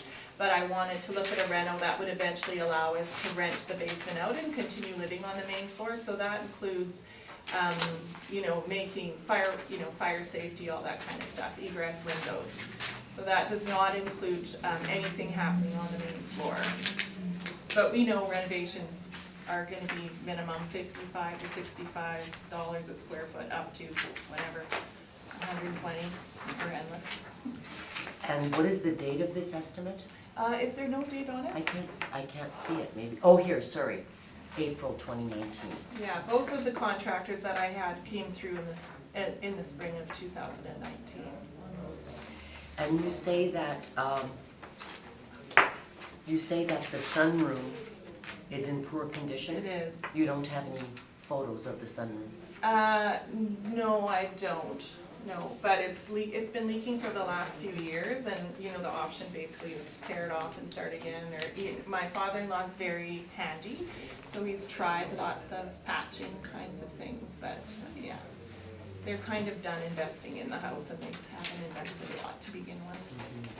And you say the roof needs replacing? No, I don't know that the roof, I forgot to list it on the things, they replaced the air conditioning unit really recently. Okay. And I know they did the roof at some point early on, because we helped them do it. But it was, you know, probably 2000 or something like that. Okay. Yeah, it's quite a while ago. Okay, I think that's all my questions, thank you. Okay. So, page 2, you talk about 647 Grierson. Right. And I just want to make clear, because you've got in your document, it was sold in 2018 for $290,000. Right. But then you also mentioned a 2016 sale. Right. So when you look, I have, you know how you can get the The comparison? listings? Yes, which I think, did the city send that to me when we applied? I don't remember printing that off. So it's listed for $290,000 in the 2016 sales. Right, so And then this it's is all, listed again in 2018, 290,000, the same price. okay. Just so you know, if you ever come back. Yeah. We look at sales. Right, So the sales data would have been helpful to have. that is the sales data. I know, like a written, like to actually, that's what we look at, our sales. Oh, okay, I think you know, I probably I wrote it out, I didn't actually print it out. And how would I get that, the sales It's on data? the city website. Where it just lists the property and the value? Right, the sales. Gives you Okay. the date, the amount Yes. that it was listed Okay, for, the I amount could that have it easily sold printed for. that out, so I apologize for that. No worries. So, sorry, yeah, back to 647 Grierson. So, do you know what the 2016 sale was? It's listed for the same amount, so in 2006. So 290? Thousand, yes. Okay. And then it's listed again in the 2018 sales also for 290. So I don't know whether that's an error or whether it was just flipped and sold again is possible. Or a private sale, or. Yeah, there's something unusual in that house that's, so we don't know exactly whether it traded hands within a family or what happened. Looks like maybe the real estate. I just looked it up. Okay. So regarding your electrical, I'm assuming you've got original Yes. amp box? Yes, so it's a small panel, I'm not an electrician, he Yeah. just said, oh, yeah, we need to change this, when the contractors both came through. Okay, and the listing you gave us for 6-2 Lane, Yes. so although this is the 2020 assessment, Right, we look at April 1st, 2016 to April 1st, 2018 Right, sales. yes. So sales, not comparison. yes. Reason being, other properties that have, an odd assessed value, as you had mentioned, they also could be under appeal. Okay, We don't know Yeah, that. That's I why we wasn't just sure don't look at about that. assessments. Yeah. And I've also struggled to find, like, where you could actually look at the condition of a house once it's sold, right? You can't go back and look at it, so I find that hard to compare. Yeah. So, this one is listed, the 2 Lane is a recent listing, I'm assuming? It's current, Yeah. yeah, it's not been sold yet. So do you know what month Do I know what month? it was listed? I know it's still listed because I went to the open house this past weekend. Okay. And I know that's not their first open house, so I am assuming it's been listed for a few weeks at the minimum. Okay. I picked it because it was just around the corner from Pearson Avenue and it's very similar in size, but I understand it's the asking price, not the sold price. Right. And your 2018 assessment was at 345? Was that? 345? Yes, that's correct, yeah. Yeah, and the one before it, I think was it was in the 320s.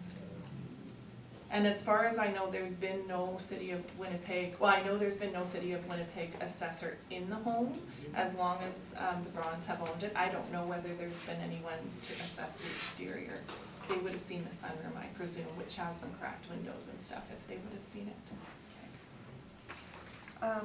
Okay, leave it with us. Okay, thank you. Thank you for coming.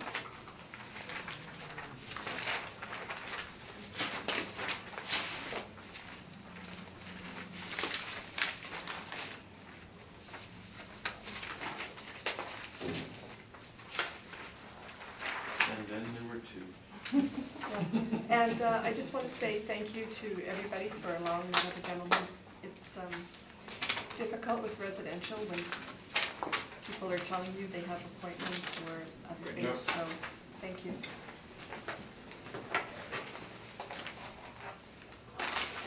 So,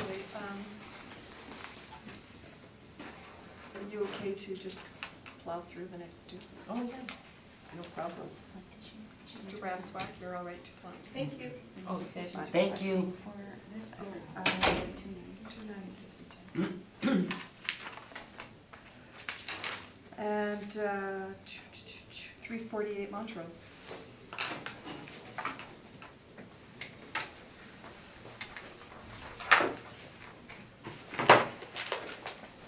Excuse me, I'll be right back.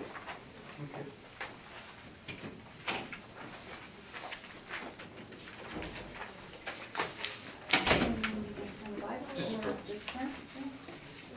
Your name? Christopher Scott, Penny Cook. Do you affirm that the evidence you're about to present is the truthful truth and nothing but the truth? I do. Yes. Do you have evidence you'd like I to do. present? She does. I How asked. do we know that? I asked.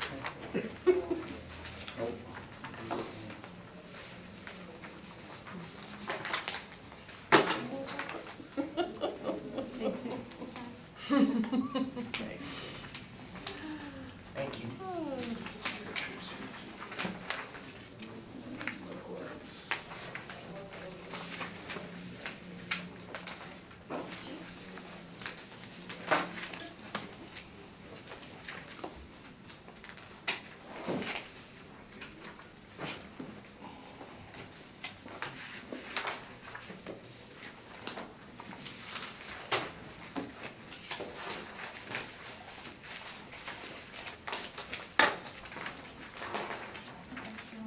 Sure.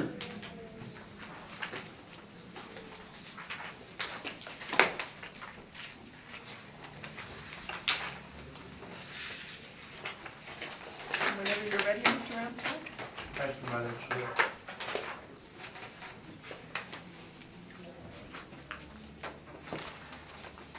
Seems as though I gave Mr. Pennycock the ammunition to use against me here. That's okay, Chris. All right, so let's proceed. At least I thought I was gonna have some of your pictures here too. My pictures are there. Oh, Oh, pictures are they? of the house? Yes, Yeah, I of didn't the have subject. I wasn't expecting to be here. I'm supposed to be elected to the board of the Manitoba Real Estate Association Oh. starting at 10 o'clock. So, Well, I thought I'm you- missing my board I thought you meeting. agreed on that. What's that? I thought you agreed on that. Yeah, well, I probably left make- you two of the They'll basement. probably make you president then. What's that? They'll probably make you president. No, I have been president. They just re-elected me back to the board. Actually, I did put Maybe the, it's a good thing. Maybe that, it's a good thing, yeah. see, I put the picture so I can do the comparison with what you have, but now I have my picture on the side. I do have evidence, though. Okay, all right, let's proceed here with 348 Montrose. The rule number is 120-424-75000. It's in North River Heights, and it's a 1.5-story home built in 1945. Now, the information we have here suggests that there have been at least some renovation done to the property over time. I don't know when, but that's the information I have here. And the part basement, I'm going to give you some information because I did take it down here. Now, every time we see a property that's got full and then part basement, usually it's because there's an additional area, and with the additional area, oftentimes you don't have a basement under it, and that's why we see if you don't have a basement under your house, then it's a part, and that's why you have full and part. So the full would be under the original section possibly, and then the part is going to be the addition to it. Sometimes you even have an addition that's brand new perhaps and doesn't even have a basement under it. That said, I'll give you those figures. The additional area is 162 square feet and the basement area is 992 square feet. So when you double that, you get the main floor and the upper floor, and then you get the additional area to get perhaps the different value. But because it's a 1.5-story home, the upper story is usually smaller than the main floor, and so altogether 894 square feet seems to be what we have to be correct. As for the basement, we have it as a basement finish, as just part of basement finish. There is only about 25% in this case of 248 square feet as per the record. Now in this particular case here, we have recently in 2017, there was a permit here for a brand new garage in 2017, 484 square feet for $25,000. And perhaps that's where my $30,000 came from when I look at the 672 square feet garage previously.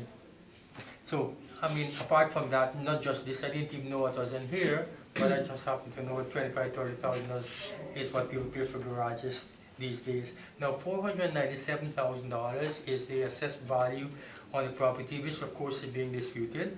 And so we have 4 comparables here, so let's see how they compare with that of the subject property. Each of these comparables, they are in the North River Heights area, and they're each 1.5-story single-family home. They are built with, in terms of effective age, they are in the, looking across here, between 1948 and 1970. The first one being 1960s in effective age, and the size of the 1.5-story home comparable number 1 is virtually the same as that of the subject property. It's got a single garage, and that single garage, by the way, so it's 308 square feet. I have that for the record, built in 1988, and a smaller lot size for comparable number 1, and we have a 475,000 plus for value for comparable number 1. Then comparable number 2. Sorry, what was the address of comparable number 1? I just don't know the order. Pardon? What was was that 482 Waterloo? Is that the way your number 1 comparable? 482 Waterloo is comparable number 2. Oh, what was number 1? 344 Queenston. Oh, 344 Queenston. Okay, thank you. Yeah, okay. I don't have his evidence, so Oh, you don't have You this? don't have I do this? not have that. no. Oh, Oh. Let's get you one. Let's see if I have another spear here. I don't usually, yeah, I have another one. I have a spear. Thank you, sorry about that.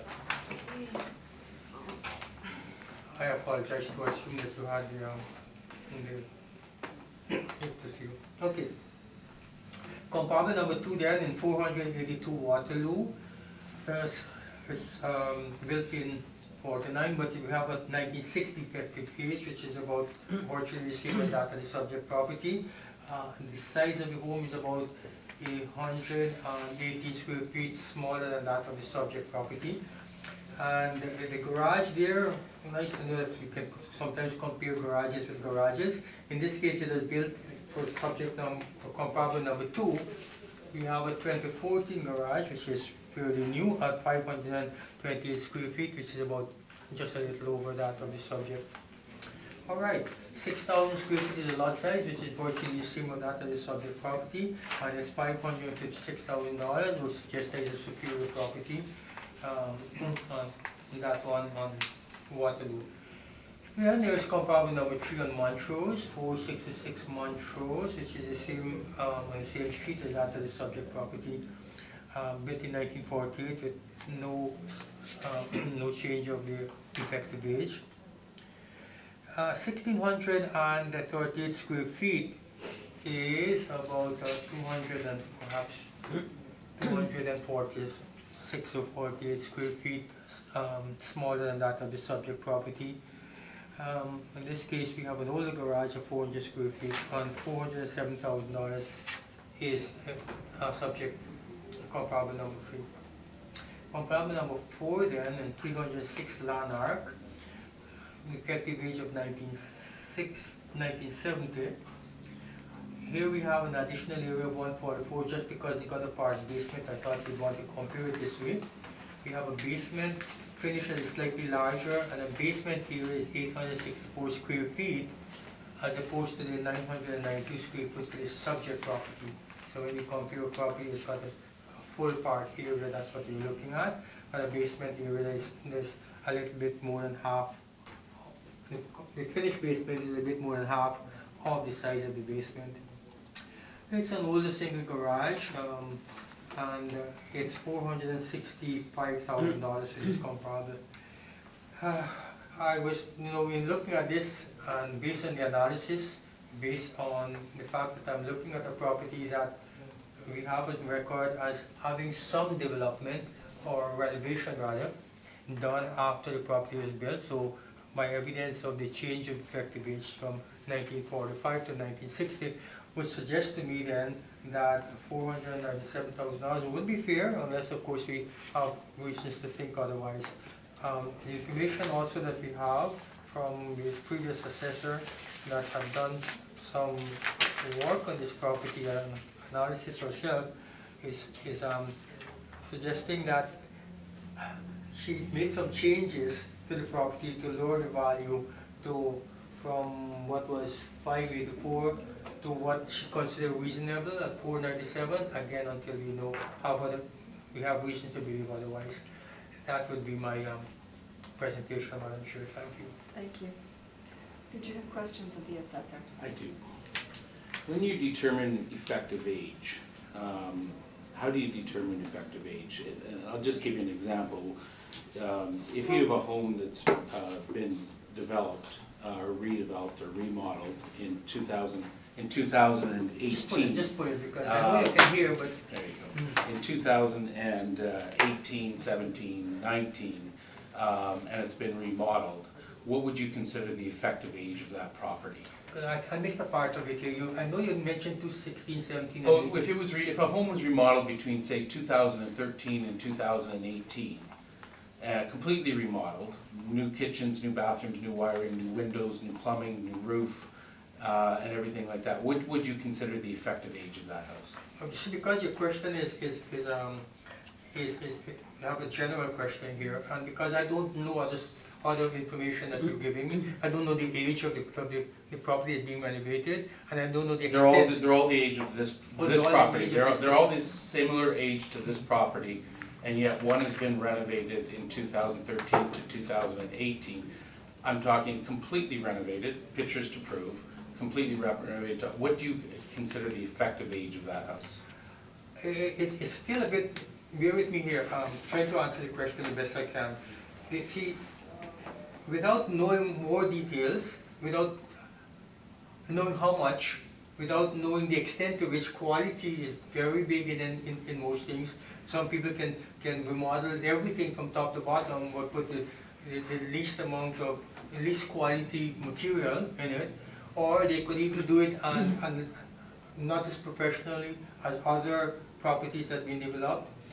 And so therefore it's going to be different because the values are going to be different. People are looking at it differently. So to answer your question here is that it depends on all what is being renovated. Is it basement? Is it kitchen and bath? Those are the things that we can actually put it in the computer to calibrate those things when we have to. And know that, okay, with a kitchen, with windows, for example, there's nothing in the roof. That's more or less maintenance. With a kitchen, with windows, because energy efficient windows, with bathroom, with flooring, those are the things you add so many percentage on each. You put that into the computer. You can do that, but that's only one way. The other way, of course, is based on experience and based on inspection and everything else and comparison. Then you determine that. Now, going further than that, when you want to be even more sure that you're doing the right thing, you can put this in the computer against other properties that have similar development, right? An older and newer property with different age have similar development on what they're selling for, not what they're assessed at, what they're actually selling for. And when we come up with a value that is very close to that, then we're okay in terms of the effective age. So how do you determine? We determine it that way. How much it is? It's not the 2017, not the 2016. It could be somewhere, like say 1960, 1970.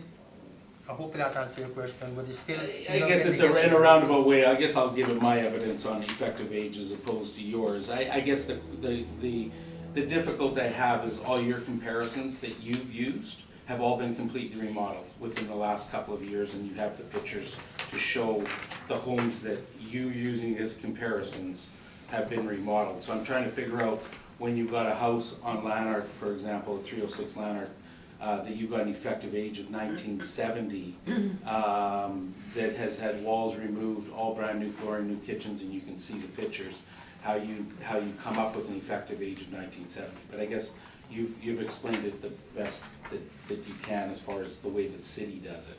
I guess we as people who go in and do assessments on properties, on individual properties, we would assess it maybe a little bit differently. Another question is, all those homes, you didn't mention the fact that each one of your comparables, except for one, has an ensuite.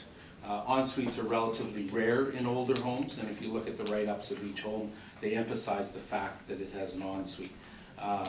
And I'm wondering what sort of value you put on an ensuite bathroom, an extra bathroom, which I will suggest to you that the majority of homes don't have it, and the reasons that these ones do have it is because they've added it because it's been a renovation to the house. Because when these houses were originally built, they did not have en-suites. So, which again shows you the type of renovations that have been done, extensive renovations, because they've added en-suites. So what sort of dollar value do you add for an en-suite in an older home when you know it's rare? Well, first of all, to answer your question, I would personally like to find out, was a room removed or was the bathroom actually installed in place of what a room was? Or did they shorten the room and put the bathroom there? These are the kind of things you want to know in terms of space. Once we determine that no more space was necessary, they didn't put an addition to it, and it's just a matter of putting in a bathroom, then there are all kinds of information that would suggest that perhaps maybe $5,000, maybe a fair value for an additional bathroom. When adding a bathroom, and adding an ensuite, when you're adding and renovating to a house, would cost you minimum $30,000 to $40,000 to add a bathroom. Well, you And know. you would only add in 5,000, the city? Well, I haven't seen this $40,000 for an additional bathroom, ensuite bath yet. I've not Well, seen what I'm it. saying is you haven't added that in your assessment. You haven't taken into consideration that these have en-suites. And the subject home does not have an ensuite. If you look carefully on comparable number 3, and comparable number 4 in Lanark, which is probably what you're talking about, you notice you have a full bath, you have 3 bathrooms there, 3 half bath, and you have a shower. So obviously there's something is taken into consideration when we have the information based on the permit and so on. We like to capture that.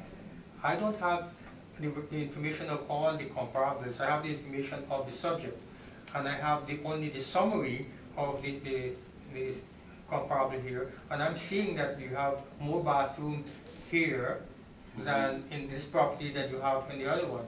So I'm seeing that, Okay. right? But this $40,000 that you're suggesting for an ensuite bath, I've not ever seen that in a thing. And in my experience, that's a lot of money for an ensuite bath. And if somebody's going to spend $40,000 for a bathroom, the house better be $500,000 or $600,000 or $700,000. It's not going to be like a $300,000 or $200,000. Well, but that's what you're comparing it to. You're comparing it to 482 Waterloo, which is $550,000, which again was added an ensuite with a swimming pool, which again, you forgot to mention, it's got a swimming pool. So I guess one other thing is basement finishing. So let's just talk about that for a minute. These, again, you can have a house that was built in 1945 and the basement was developed in 1945 or 1950. And you, the city, not you, Dutching, has considered that to be a finished basement. Yet these basements here, in the comparables that you've gone, have been taken out and started over again and redone. To redevelop a basement, an existing basement without, that you don't have to actually rip out and take away, which in most cases you do in an older house, your minimum $30 a square foot to maybe 40, and if you do something elaborate it's more, but on a basis number. So therefore on 800 square feet you're $24,000 to $32,000 in redeveloping a basement. You'll see pictures of the house that's existing. It's got a roof falling down, there's no drywall tape or anything. You still consider it a finished basement. But you have to understand the value is not the same in a resale value that you have there. And yours are finished, newly finished basements. Whether or not a permit was taken out, because you may not have the record of that I can't talk to. But I can speak to the pictures that show that these are brand new basements. So the question is? My question is what is the value that you put on a house that was built in 1945 and the basement was developed there, and a basement that was developed in 2018? Allow me to answer the question, thank you. Now, first of all, for the panel, they would know that from time to time I've been asked this question.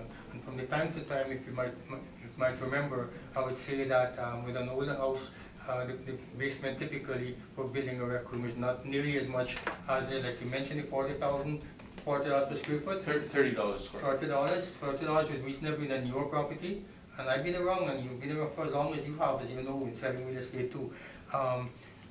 And when you come to the $40,000, you get that in the Waverly West and so on, the walkout basement. You might get $45,000 a square foot based on my experience and what I see and my knowledge here.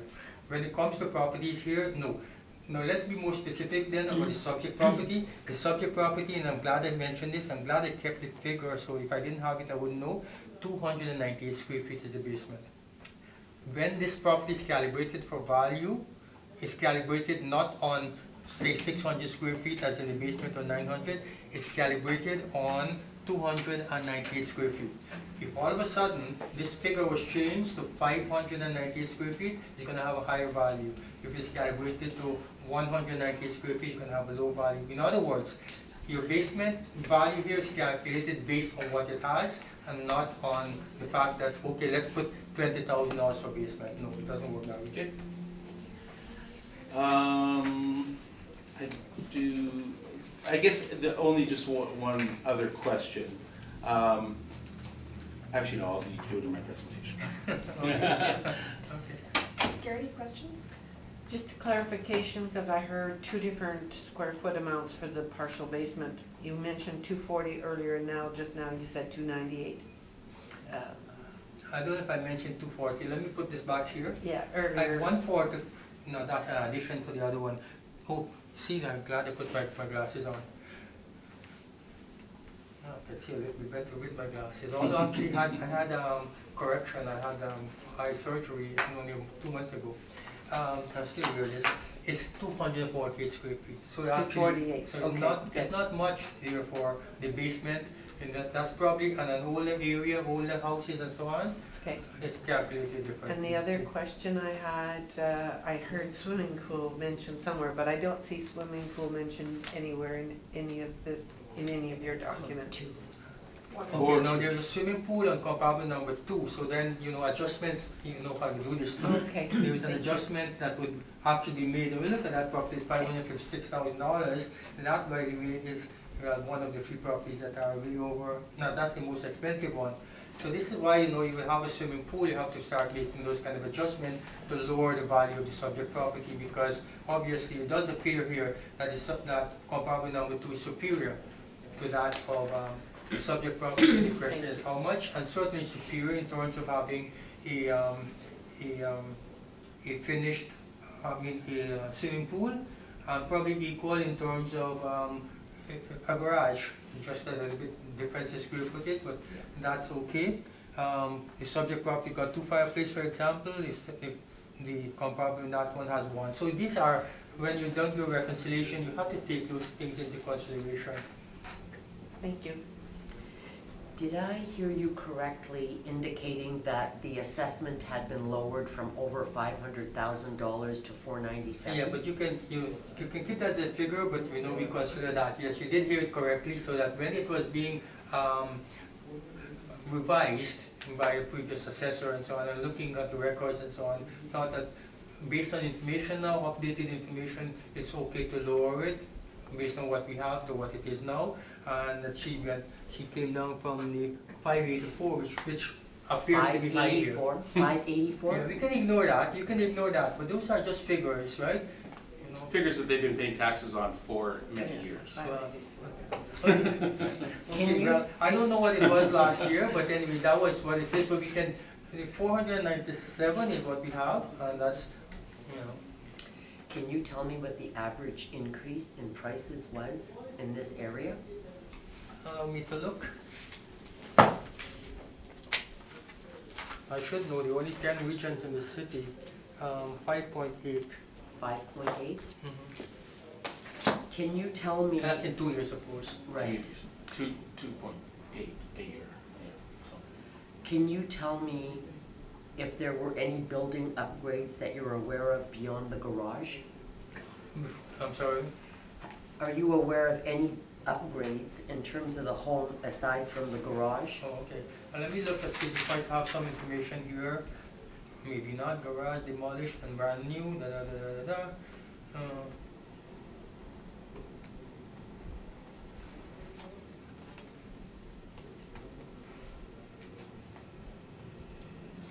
Especially when there is no permit, we can make that suggestion. But I don't see a recent permit here. It was based on, and not to say that things weren't done to this property, let's say before we start using computer exclusively for over 20 or about 20 years. So any other information for an upgrade before would have changed the effective age even much sooner and earlier, or changed certain condition and quality and that sort of thing. So no, I don't have any information to suggest when something was done to it.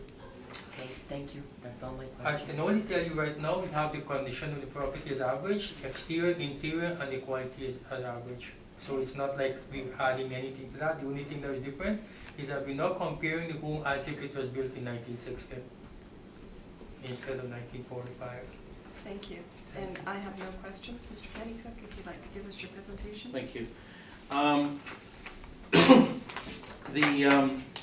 the home, the longtime owners in the home, and how I became involved in this property is I sold the house next door, and they wanted to know how much their house was worth, and because they were thinking of downsizing, it's a couple downsizing, and so of course when I came in and told them the value, was initially how we got involved, and they said, well, we're assessed at $584,000, and I said, well, unfortunately what happens with the city is if you're a longtime owner and you don't pay attention to it, your taxes go up incrementally when you don't do anything.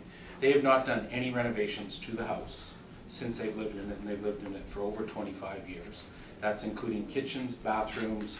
The only renovation that they've done, they have replaced the odd window that has broken or cracked, but they in a small way, and they've replaced their shingles, okay, and their garage, of course, which Mr. Rance has indicated. Now,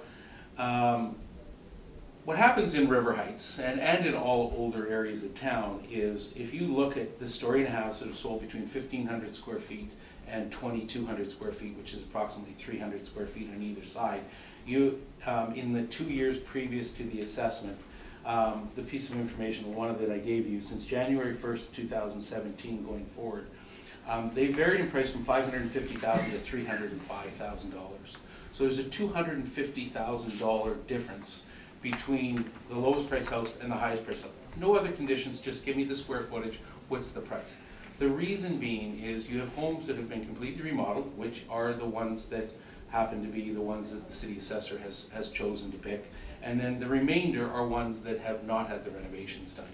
So it's a very difficult thing. I understand the city's issue in where they're at. These people have been paying taxes on $584,000 where their house was never worth that amount of dollar.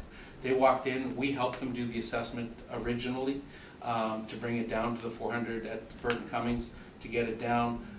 It's still, we wanted a further reduction because we know the house is not valued at that property. And you know, the reason I brought, and we had a discussion yesterday, we wanted the assessor to come to the house. We phoned on November 7th to ask if the assessor could come. Unfortunately, Tanya was the name that we were given as the assessor, and found out yesterday that it wasn't Tanya. I thought it was going to be as the assessor to come, and never got a return call, so nobody came to come to the house. We wanted to show the house as it was. So I guess our issue is the comparisons that the city is using are ones, as you can see from the pictures, have all new kitchens, bathrooms, floorings, and everything like that. Walls opened up in a lot of cases and completely redone. The only one you don't have pictures of is the one for 482 Waterloo, and the reason was there were no pictures on the internet. I happened to, it was listed at $499, it sold for $550,000. It was a multiple offer situation, and it was an unbelievable house. It was spectacular. I actually wrote an offer on it and didn't get it. So it is there. The comparables I have brought, which are the second set of stapled ones, are ones a little bit more in line, and you'll see I still didn't go for the hot, and you'll see that they've been more remodeled than mine. I also went for ones that were all similar square footage, all in the 1,900 square foot range, as opposed to try to adjust for square footage and everything like that. So 251 Niagara is similar in square footage in the 1,900 square feet.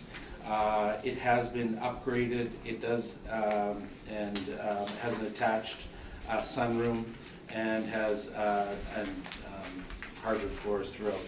The one on Cambridge is a larger lot. It's a 60-foot lot. Cambridge is a little bit busier street, so I will plus and minus those as far as that goes. It sold for $435,000. Also a story and a half. And then 181 Ash has an addition, like this home that has an addition, and I'll get into the pros and cons of additions in a moment. And it's in similar condition too, at the 423. That sold for 423.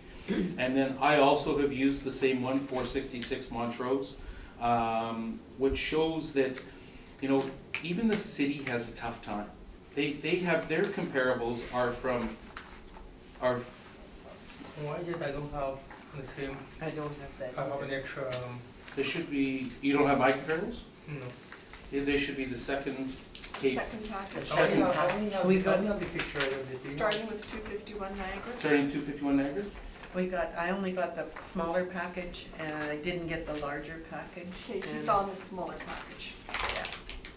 And he's got the I'm larger not able package to and follow, not the that's what I'm smaller. saying, I'm not able to follow your Oh, stuff because he of doesn't have that, I Do you? get. Oh, Another I give an copy? extra to the city. That's probably, maybe it.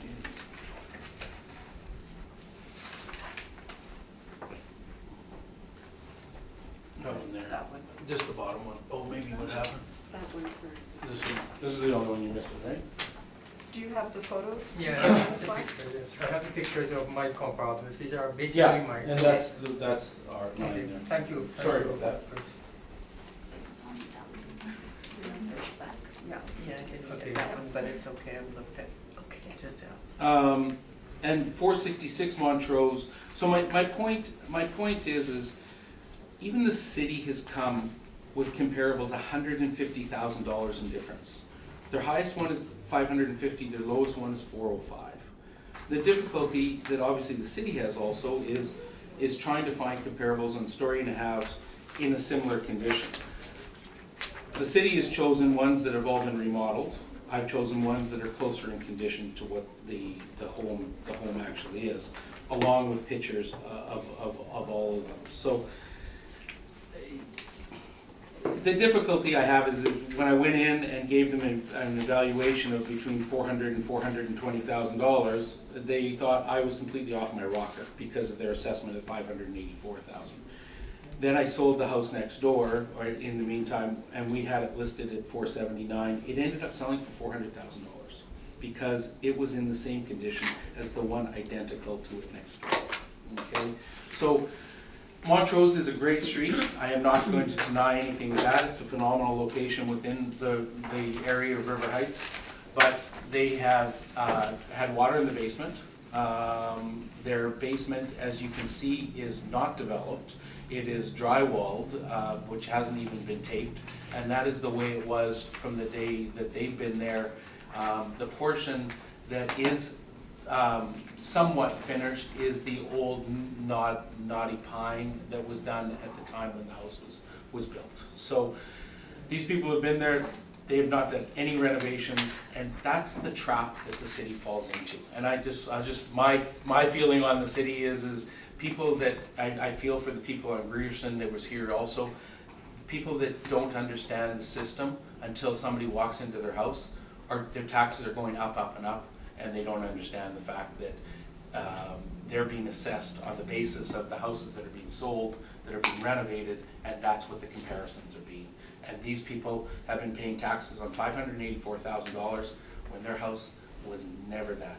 They've never been valued at that, they've never been able to get it, but they didn't understand the system being just sitting there. So I took this upon myself, as opposed to being at my other meeting, to show that you can't, that the comparisons that the city is using compared to the condition of the house are two vastly different things in price per square foot.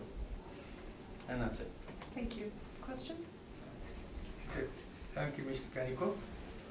Now, while I agree that properties can vary, you have the same square footage and the same age, can vary because of condition and therefore have a vast difference in value. You and I, as you know, we had a conversation yesterday, not that I should hold you to this, but I was going to bring you pictures of the subject, the comparables, and then we agreed we're going to compare it with the subject. You do have a phone, do you not? And that phone can take pictures, right? I did, and I went to the house, and that's where I took the pictures there, but they were in the middle of dinner last night for me to go over and take the pictures, and they were at their kitchen.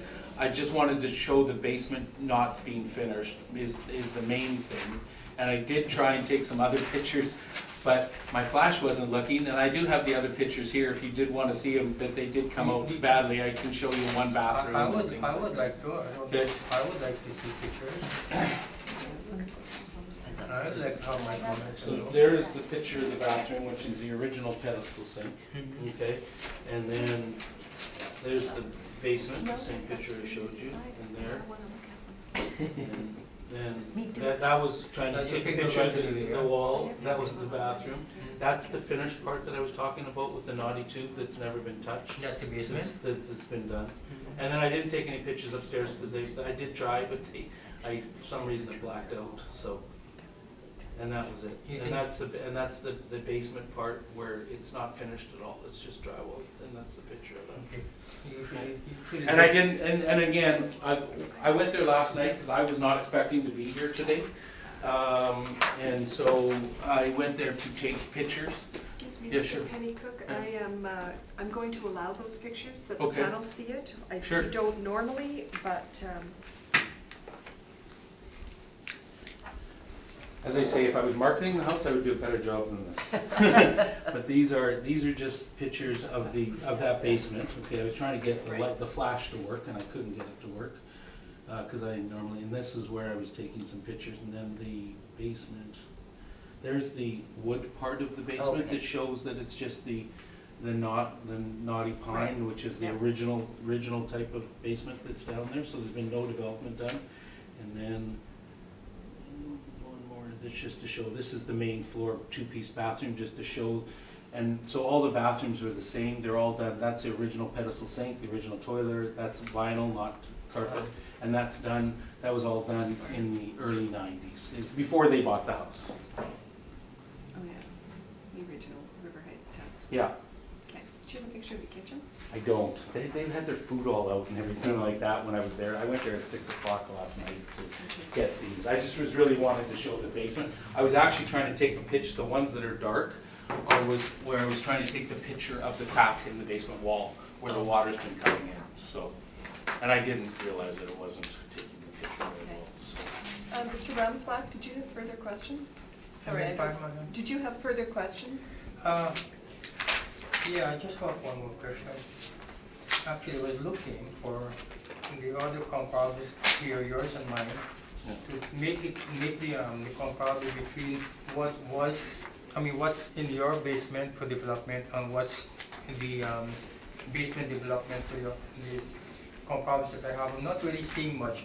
But my question is it reasonable to assume that the properties in River Heights built in the same area around the same time have the same type of basement that foundation that usually have problems? Is it reasonable to assume that all those basements gonna have, in terms of value per square foot, for basement finish might be the same? Is it reasonable to assume that?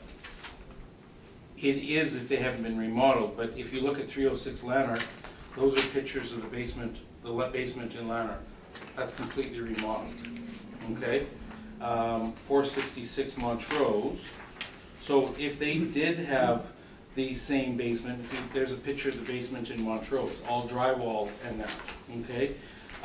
Queenston, you'll see the bathrooms remodeled. There's another full basement with a fully developed remodel, not from 1945. And Waterloo is the one that I don't have, but if you read the write-up of Waterloo, you will see that it is a fully updated finished basement.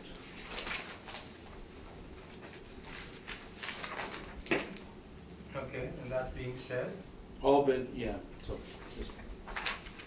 that's, I was just finishing your question, that Waterloo also, so absolutely, if you have, if you consider the home to be the same basement, then yes, I do, but the 4 comparisons that you brought are all updated basements that have been remodeled.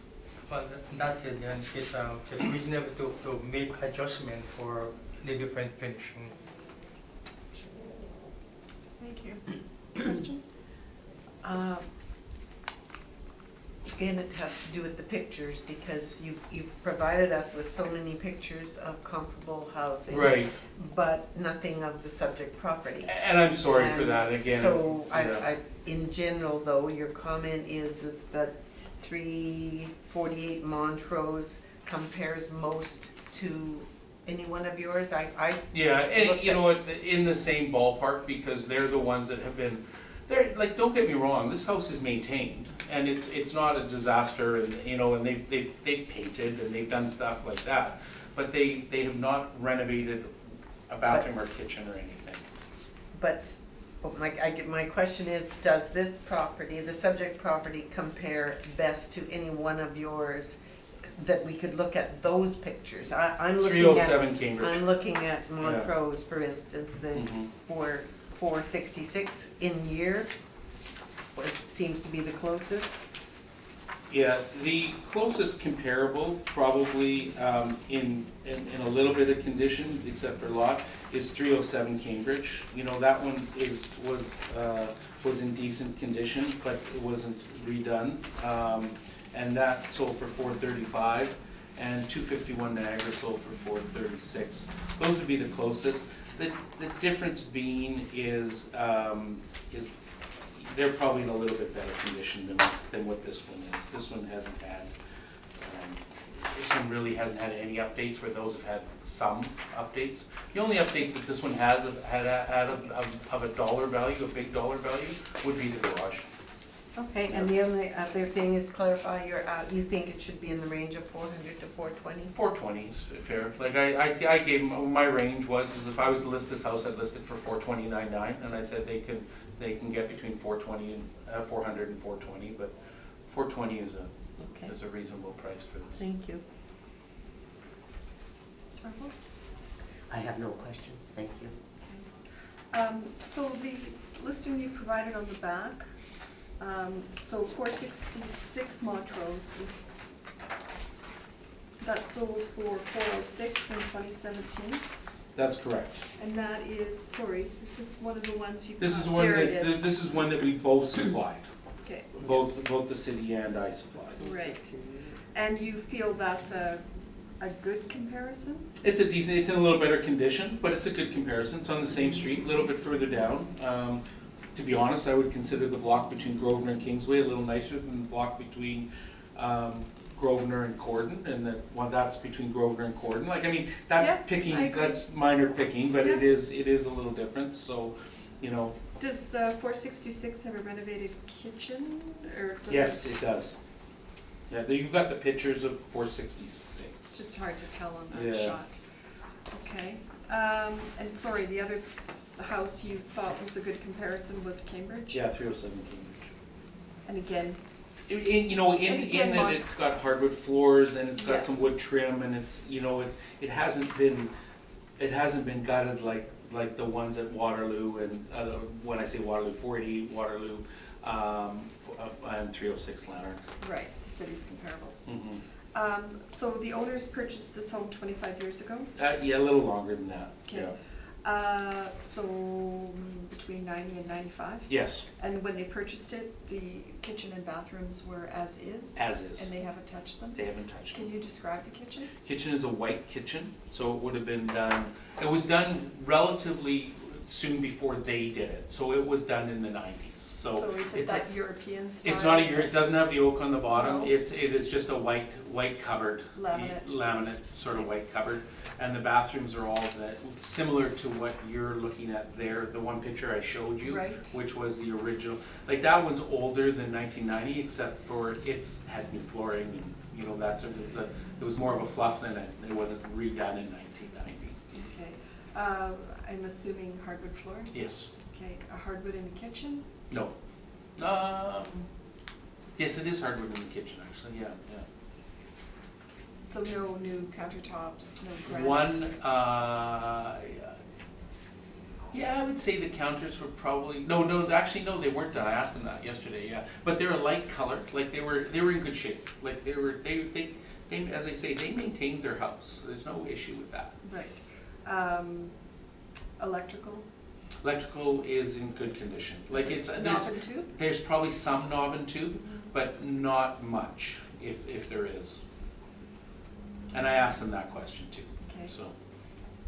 The electrical's been upgraded, the box? The box has been updated, yeah, it's definitely on breakers, and there's been some upgrading. That would have been done in the 90s, like, Yeah. they didn't do it, Mhm. yeah, Sunk pump? no. Okay. And you're asking between 400 and 425, okay. Thank you, leave it with us. Thank you.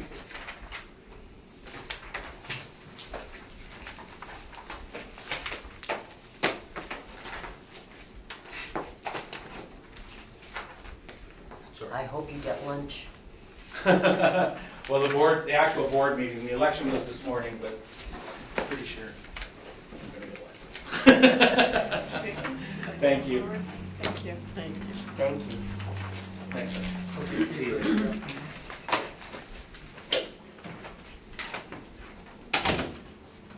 Thank you for waiting so patiently, Mr. Dickens. Yeah, no problem. You get the free puppy. Pardon me? You get the free puppy. Oh, okay, good. Would you like to swear in on the Bible or affirm? on the Bible. Riviera Crescent, number 11. Go ahead. Please state your full name, Gregory Paul Dickens. and you swear the evidence about present the truth, the whole truth, and nothing but the truth to help you God? I do. Thank you.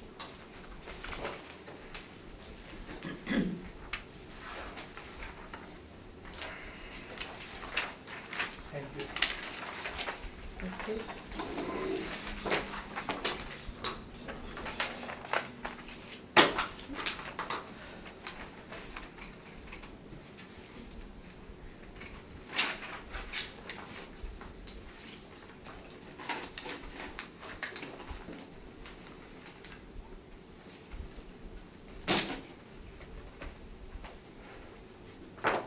Mr. Ramsbach, whenever you're ready. Thank you, Madam Chair.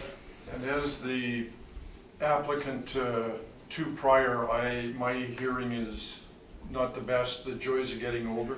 So Now, if you can, I would appreciate it. you can I'll expect talk me- like this. You can expect me to do that. I'm glad that you understand. Maybe other people don't, they take it for granted. Most times I have to ask again, would you rather repeat or bring it up? By the way, this here, as the panel know, is only for me. Nobody, everybody else can hear what except me. All right, having said that, let's see where we go. May I just say one thing quick? You have a legal length piece. What I did, I've taken a little different approach. You probably want to pull that off. I've compared to the properties beside me and not actual sales. So Okay, anyways, that's fine. yeah, We'll hear that in your yes, presentation. yeah, thank you. All right, so let's proceed.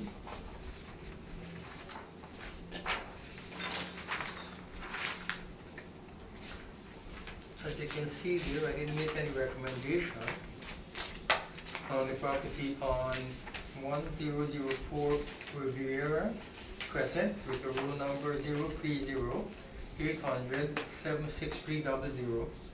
A little bit about the property. It's a one-story single family in Crescent Park. What we do have for information, I'm going to speak a little louder. What we have for information here, the property was built in 1947. But we also have some information that suggested that there was some renovation done to the property at some point in time. Because it's a slab basement for foundation, there was no basement finish, of course, that's goes without saying. The lot size, 7,930 square feet.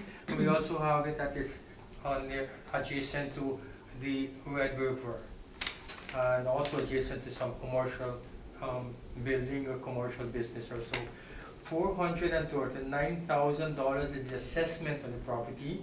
And it's good to point out at this stage what I'm seeing here is that some 6 years ago or close, you bought the property for $449,000, just for the records. Now, the comparables that we have here is really to support the $439,000 assessed value on the property, which would basically consider as market value then. And what we have here is the 4 comparables. Each of the comparables in the same neighborhood characteristic area. 3 of them I have here is a 1-story home, and one of them, comparable number 2, is a 1.5 stories. That was thrown in as a result of the fact that it has a surface foundation, but more on that a little later. So let's do the comparable number 1 first. 1-story single family home built in 1987. Now why are we putting a 1987 year built against a 1987 effective age? Because that's how we do the year. We rather compare the home with effective age rather than the year it was being built. That's why comparable number 1 was thrown in there, and it has a full basement, which suggests that Actually, what I do have here is a 688 square feet for the lot size. That one is $341,000 value, but more on a little bit about why that is there. When we take into consideration, and I don't do this so often, we look at this price per square foot at $246 dollars, as opposed to the subject at $231 per square foot. Now we wonder why. Why is it then that this property is $341,000? Why is yours $439,000 with a slab basement? Well, because the big difference is here between the two properties. Yes, whilst yours has a slab basement, the other one has a full basement, and the other one is newer by the year built, you are on the Red River. And that's the big difference for the adjustment. That really is because of location, the difference in value for that one. Then let's look at compound number 2. That's a 1.5-story home. As I said, I was going to talk a little bit about it. I like the fact that it has about the same square footage as yours, which is 1,908 square feet. Yes, it is 1986. Again, we talk in terms of the effective age. And what is nice about it is that it does have a surface foundation, which is basically the same as a slab foundation, right? So no basement on that either.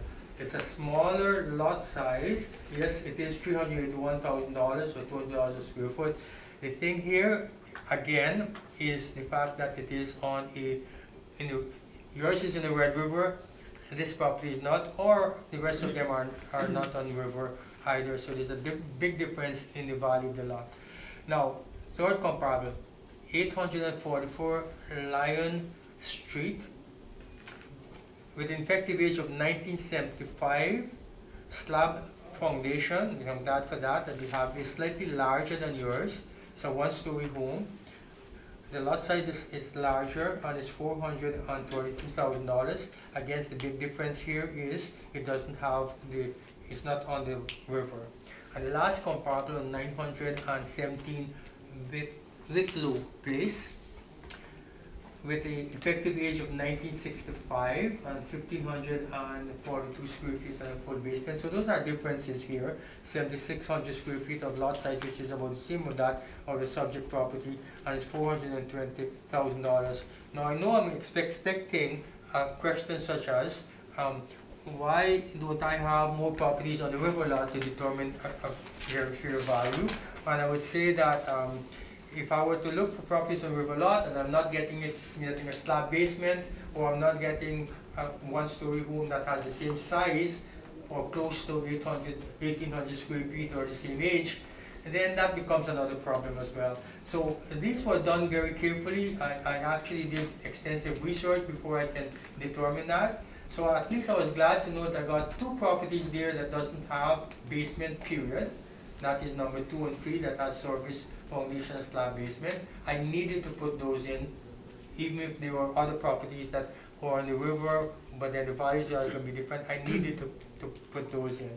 In fact, I would like all properties to have no basement or slab basement, but if I found those, they were not going to be in the same area, they were not on the same size, all kinds of things. I know that you can get up 800 square feet without slab basement. These are certainly better. And when I look at the fact that I take into consideration that in 2013 is 449, that sort of influenced me somewhat too, to determine value, to get properties that are at least closer to, because we know from records, values have not gone down, certainly from 2003 to now. So at $439,000, which is $10,000 less than you pay for it, I think is a fair value. And that's my presentation. Thank you. Thank you. Questions, sir? Do you have, I just generally trying to understand how you value things with some of these first questions. Like, do you look at valuing the land and the building, like you kept bringing up, it's on the Red River? And so, you know, I don't know how the city would assess that. Like, is there some formula or algebraic formula for how you assess the value of the land and the building, or you just kind of look at comparables? Well, you're right, that's a good question. Yes, we do take into consideration So first of all, let me see if I can tell you, in this city there are 10 different regions, and each region has its own model, right? So we're not going to compare properties in a lower area like the North End to Tuxedo, for example. That's an exaggeration. But coming towards this is, we look at the properties and we try to put them together, properties that have slab basement and so on. With your property with a river, I was not finding anything that's on the river, but the land on the river, from what we know, river lots are very expensive. In fact, I was here, I think was it last week or week before, just the river lot alone, $275,000 just for the lot, a 50-foot lot elsewhere. But that's what people pay. That's a service lot, 275? Yeah, that's what people pay. Some people pay more than that for some river lots. So the big thing, this is why I'm emphasizing here, in each case here, the difference here, what you have is the river lot being that much more than the other properties here. So when we're making adjustments, it would be different. So the river lot is going to be very expensive. Your lot here, more than likely, is going to value more than your house. In most cases, you build a house, you have a house of a certain value, and then you have a land at a certain value, and the house is probably 2 times as much, maybe a little bit more. In your case, I would not be surprised to know. I agree with you. Thank you. In your case, I would not be surprised to know the land here would be valued more than your house. Not to say your house doesn't have a value. It does have a value. So combination of your house and land is in excess of what your land alone would value. No, I agree. That's part of the reason I bought it. You've answered that. I am having trouble understanding this effective age. Like that's 40 years difference. And I'll get into, when I do my presentation, I'll add a little history of the house. You might be surprised. Just so I understand how this process works, what is the time-adjusted sales price that you talk about down here, and how does that affect your thinking? Like, I don't understand what time-adjusted sales price is. Okay, good question. Okay, now all your properties, first of all, have a valuation date, and that valuation date, if you look at the top, would be April 1st, 2018 for your property, as well as the comparables, all of them. So now if a property was sold as in the first one 2017, the second was 2016, and so on, you would find that if you look at it, and I can calculate and tell you, a property that was sold, let's say in 2017 as opposed to 2016, if they were sold for the same price at some point, and the one that sold for 2016 would have a larger time adjustment because it was a larger time. If they were sold at the same time. Because You adjust one from 16 to 17. You'll have a So difference. it's the present value of it. Yeah, so Okay. and it's being, it's done, that comes from market evidence. In other words, if the market is telling us, and we get that from the real estate board too, but we do our own analysis.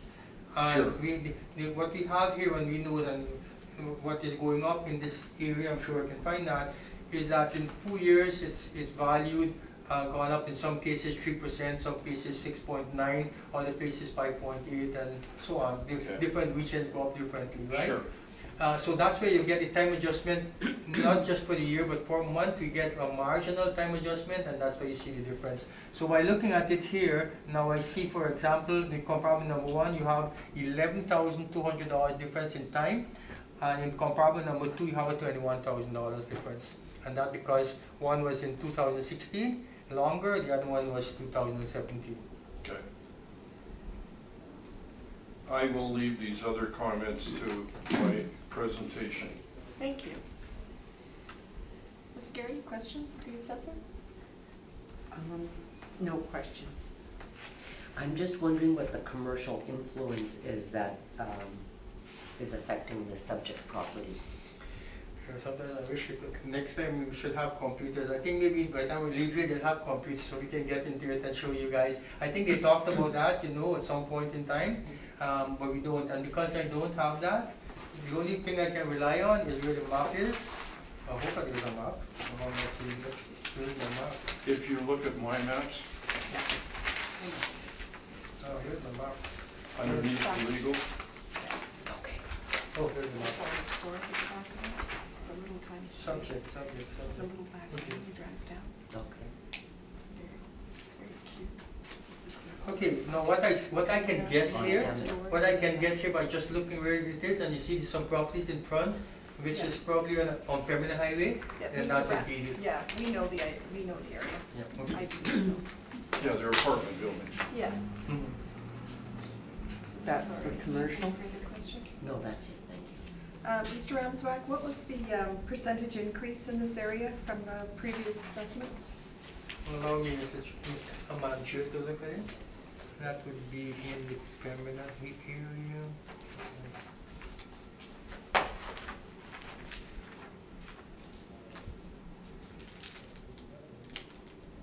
4.21, Madam Chair. 4.2? 4.21.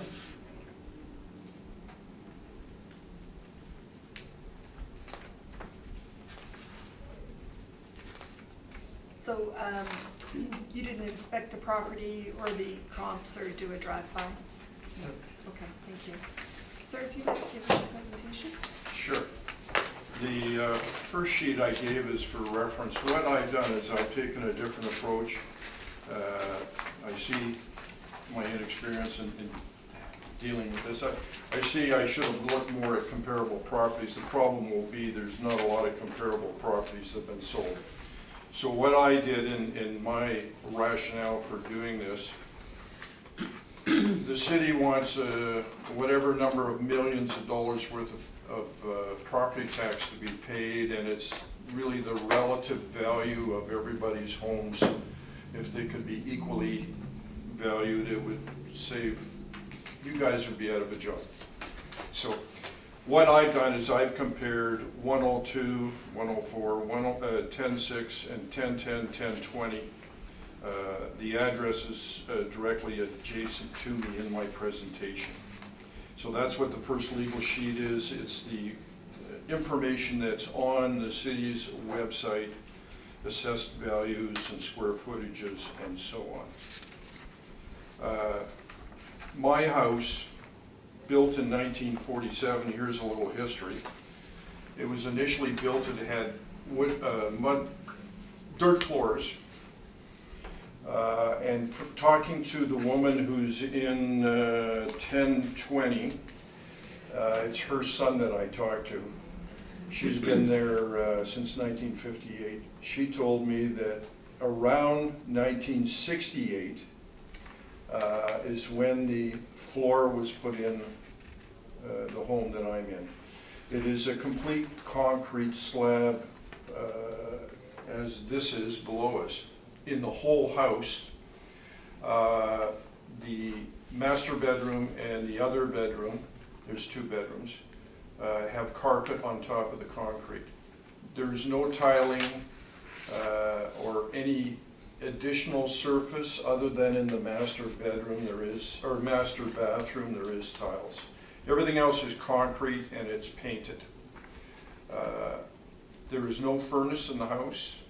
I heat the house with radiant heat flooring. There's polyethylene pipes in the concrete. Why I happen to know a fellow in Fort Garry, Robert Fabro. He actually helped shovel the concrete as a kid in a job. That's why I know it's 1968 that they put the floor in. They had another floor prior. After that, there's not been major renovations of the house at all. It's the same exterior. The doors are all 30-inch doors, which presents lots of fun getting furniture in.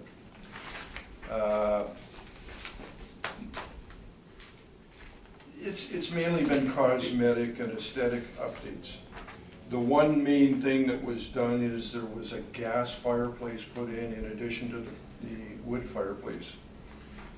And again, in conversation with the neighbors, the wood fireplace is how the gentleman heated the place that lived there back in 1947-4. And the garage was built afterwards. There's a detached two-car garage. And I don't have any knowledge as to when that was built. I'm guessing probably in 1968 when the house was insulated at that point. and the floor put in with the radiant heat flooring.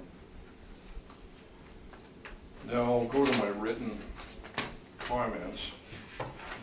What I've done here is I've taken the 3 main points off the city's website. I've reproduced them where I say from city website on how properties are valued. So 1A is the statement from the city website. So I comment on that. Market growth has been slow and consistent between 2 and 4%. That refers to the Schedule 1. This is Royal LePage, a gentleman that runs a Royal LePage, and it was done in October 10th, 2019, where they talk about how the growth was between 2 and 4% and has been relatively consistent year after year. The valuation on my property went up 13% from 16 to 18. So a 4% increase takes it to 403,500, not 439. And that brings me to the point I forgot to mention. On the comparable sales report presented by, and I'm sorry I don't know your name, but the assessor, the 2013 sale price is $425, not $449. I paid $425 for the house.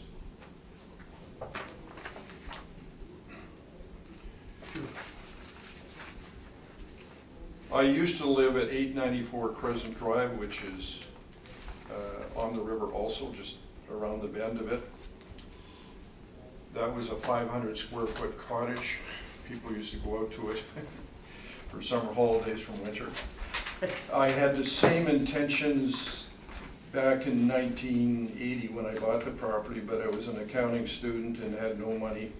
So I sold it to actually a city councilor, Peter Diamond, who leveled the house and built a new house. I bought 104 Riviera Crescent with the same intentions. This is a house that should be leveled. It's certainly livable and comfortable. I got no complaints, but I bought it with the intention of, in the next few years, of leveling it and building a new house. That's why I paid, I thought, $50,000 more than it was worth. Now let's talk about the basement. I have obtained information from homeguide.com, which is and this was given, this website was given to me by a builder. I do work for a number of contractors, so I kind of verbally talked to them. And they gave me this website and said, you want to get an idea of what it costs to do things, go on this website, it's pretty good. Just going down, the cost to build the basement is anywhere from $26,000 to $80,000, and it's $33 per square foot. The gentleman just before me used the number $34 a square foot in his comments. Then there's finishing the basement, which is an additional $32 to $47 per square foot. So on average, $39. And then I've got a couple examples of a $20,000 finished or a $57,000 finished property. 104 Riviera is 1,898 square feet times $33 a square foot is $62,000 just to put the concrete walls in and the floor. It's a monolithic slab covering the entire, there's no crawl space. And that cost, and again, this is from the same website, is $9.80 per square foot, so that's about $18,600. There's a difference of $44,000. Now, if you go and finish half the basement, that's 949 square feet times 39, there's another 37. So the basement plus finishing minus the slab, because that obviously has value, is about an $81,000 difference than my neighbors who have basements. In addition to that, the pipes and electrical lines and gas lines will run through the ceiling, not underneath the floor, because you can't drill through the concrete floor because there's the polyethylene pipe that heats the floor, so it's got to go in otherwise. As a result, the work is significantly more expensive, and it will reduce the value of the home. The woman I bought it from, she openly said to me that people, when they found out didn't have a basement, they just walked away. And the previous owner, she took 2 years to sell the property. Again, I bought it because I have intentions of winning the lottery and being able to build that home. So the second point on the city website is talking about conditions. So sales of similar properties from 2014 to the present show about a 2.2 to 4.4% increase in value. And again, not 13% in 2 years as my property's been assessed. The City of Winnipeg website says the average price of properties have gone up between 4 and 7%. What I did is I then, if you go to Schedule 2, or sorry, Schedule 3, Schedule 2 is the, again, another cost of basements. These are the sales figures of properties on Riviera Crescent in 2016 and 2018.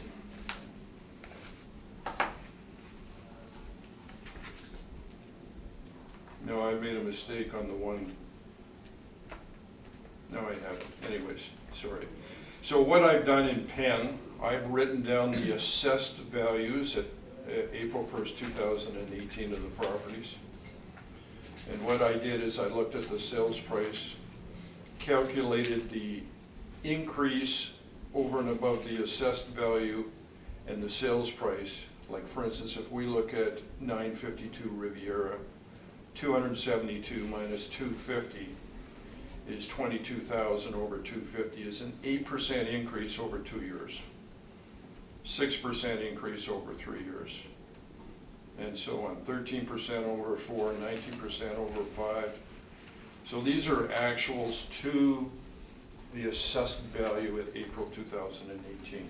Again, what I'm trying to point out is a 13% increase for the worst home on the block seems a bit excessive. There's been no local improvements. People refer to the main street between our home and the apartment blocks, a 3-story apartment block, which is very well maintained, and the tenants are generally very good, but there's been no local improvements. They refer to it as a back lane. I recently have put shingles on the house. I did that in September, which is after the assessment date.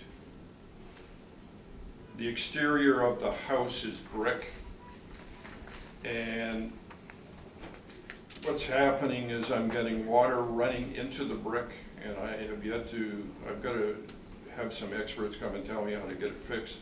The water freezes in the winter, and the bricks are shattering. I don't know, 30, 50 bricks that are broken. I actually have found somebody that says you can replace them.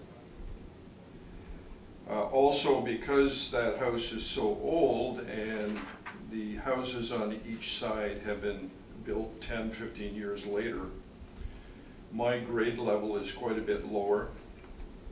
In the spring, call it the front yard, from the house to the road, the whole lawn has probably got 3 to 5 inches worth of water like this, because it just drains. I can't do anything about changing heights, but I might as well level it at that point. Okay, I think we've got a good picture of Yeah, of what you your can see where I'm property is going, like. and Yep. I've compared to the other properties. The other thing I'd like to say, my house is like the guy beside me, 1006. I'm assuming, and I haven't been able to ask him, his went down in value from the last assessment, $8,000. His house was built in '87. Again, mine was built 40 years before that. Okay.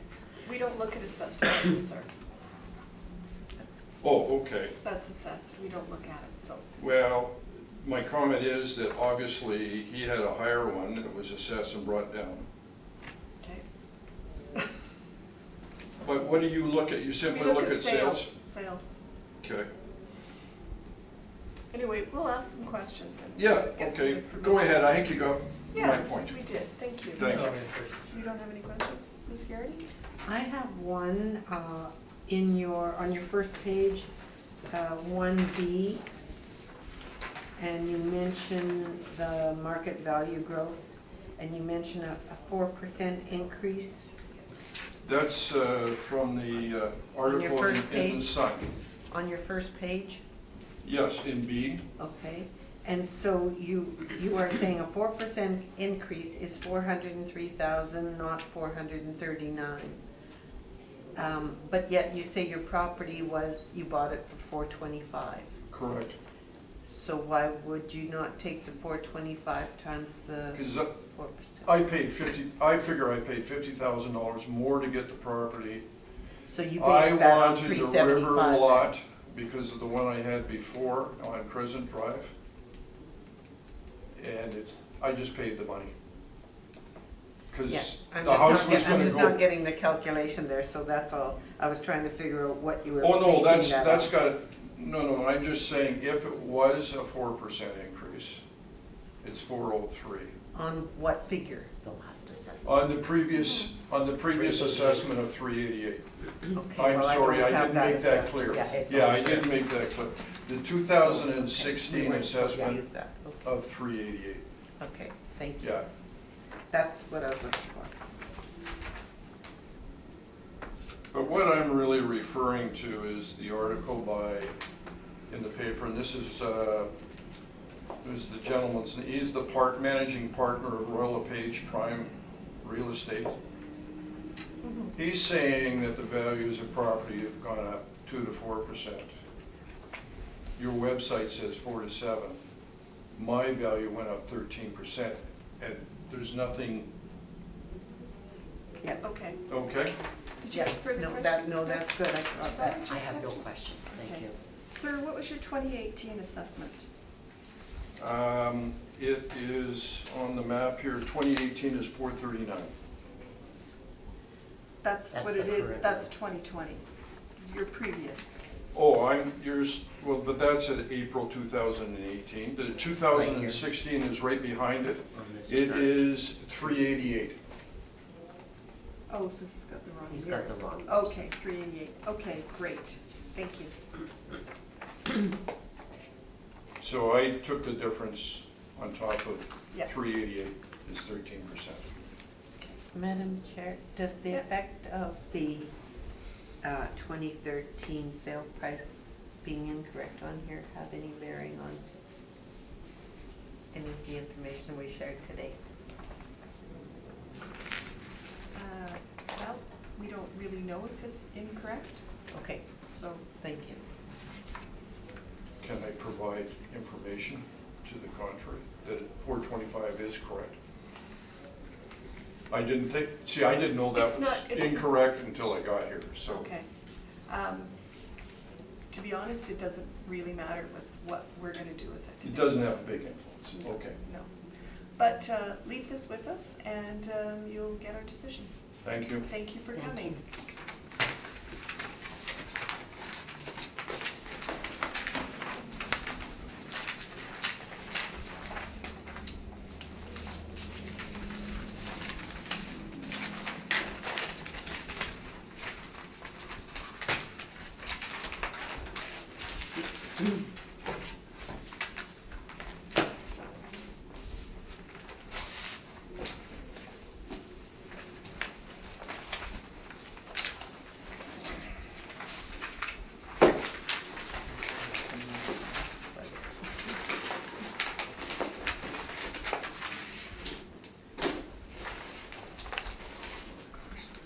Do you guys fix parking tickets? No. We're not- Only kidding. We're not city employees. I know, We're just gonna- I'm, we're just gonna take a 5-minute break. Okay. Okay, I'd like to call this hearing back to order. 10 Michigan Avenue.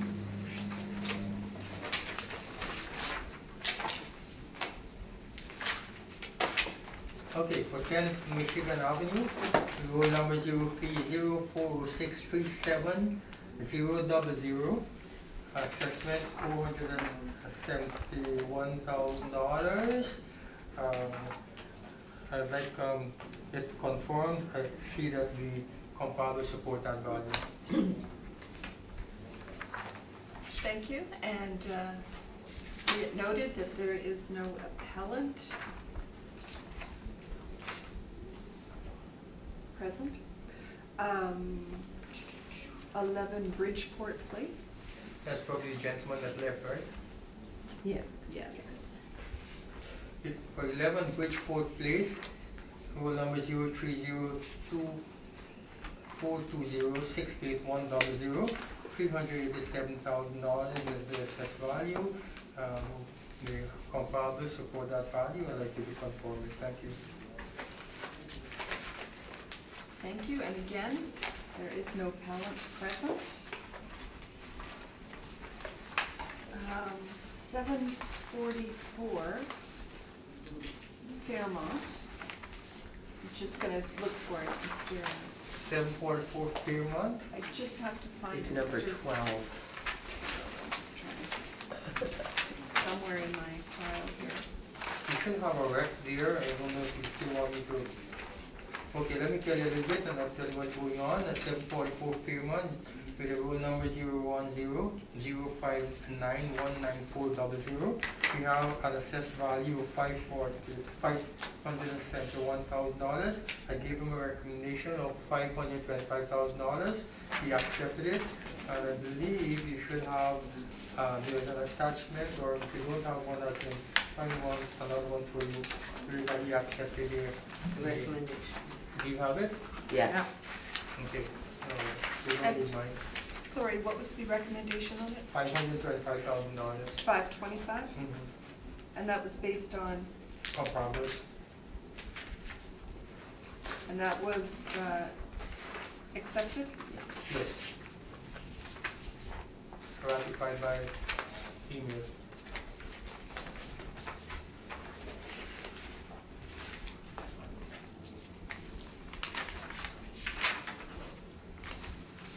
Okay, and 707 Buckingham Road.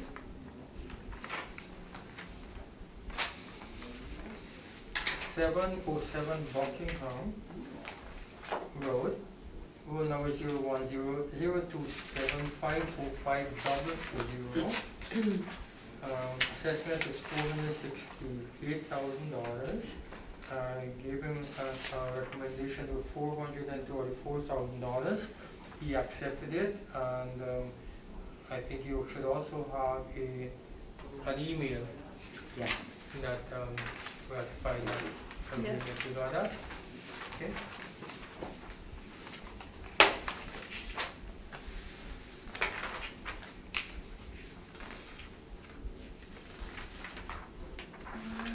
And the last one is 822 South Drive. 822 South Drive with roll number 030-808-47000. Assessment is $725,000, and I asked you to confirm that based on the comparables. Okay. And be it noted that there is no appellant present. That would be it, right? That's it? Or is there another one? Nope. Nope, that is it. That's it? Thank you, and this hearing is closed. Good, thank you.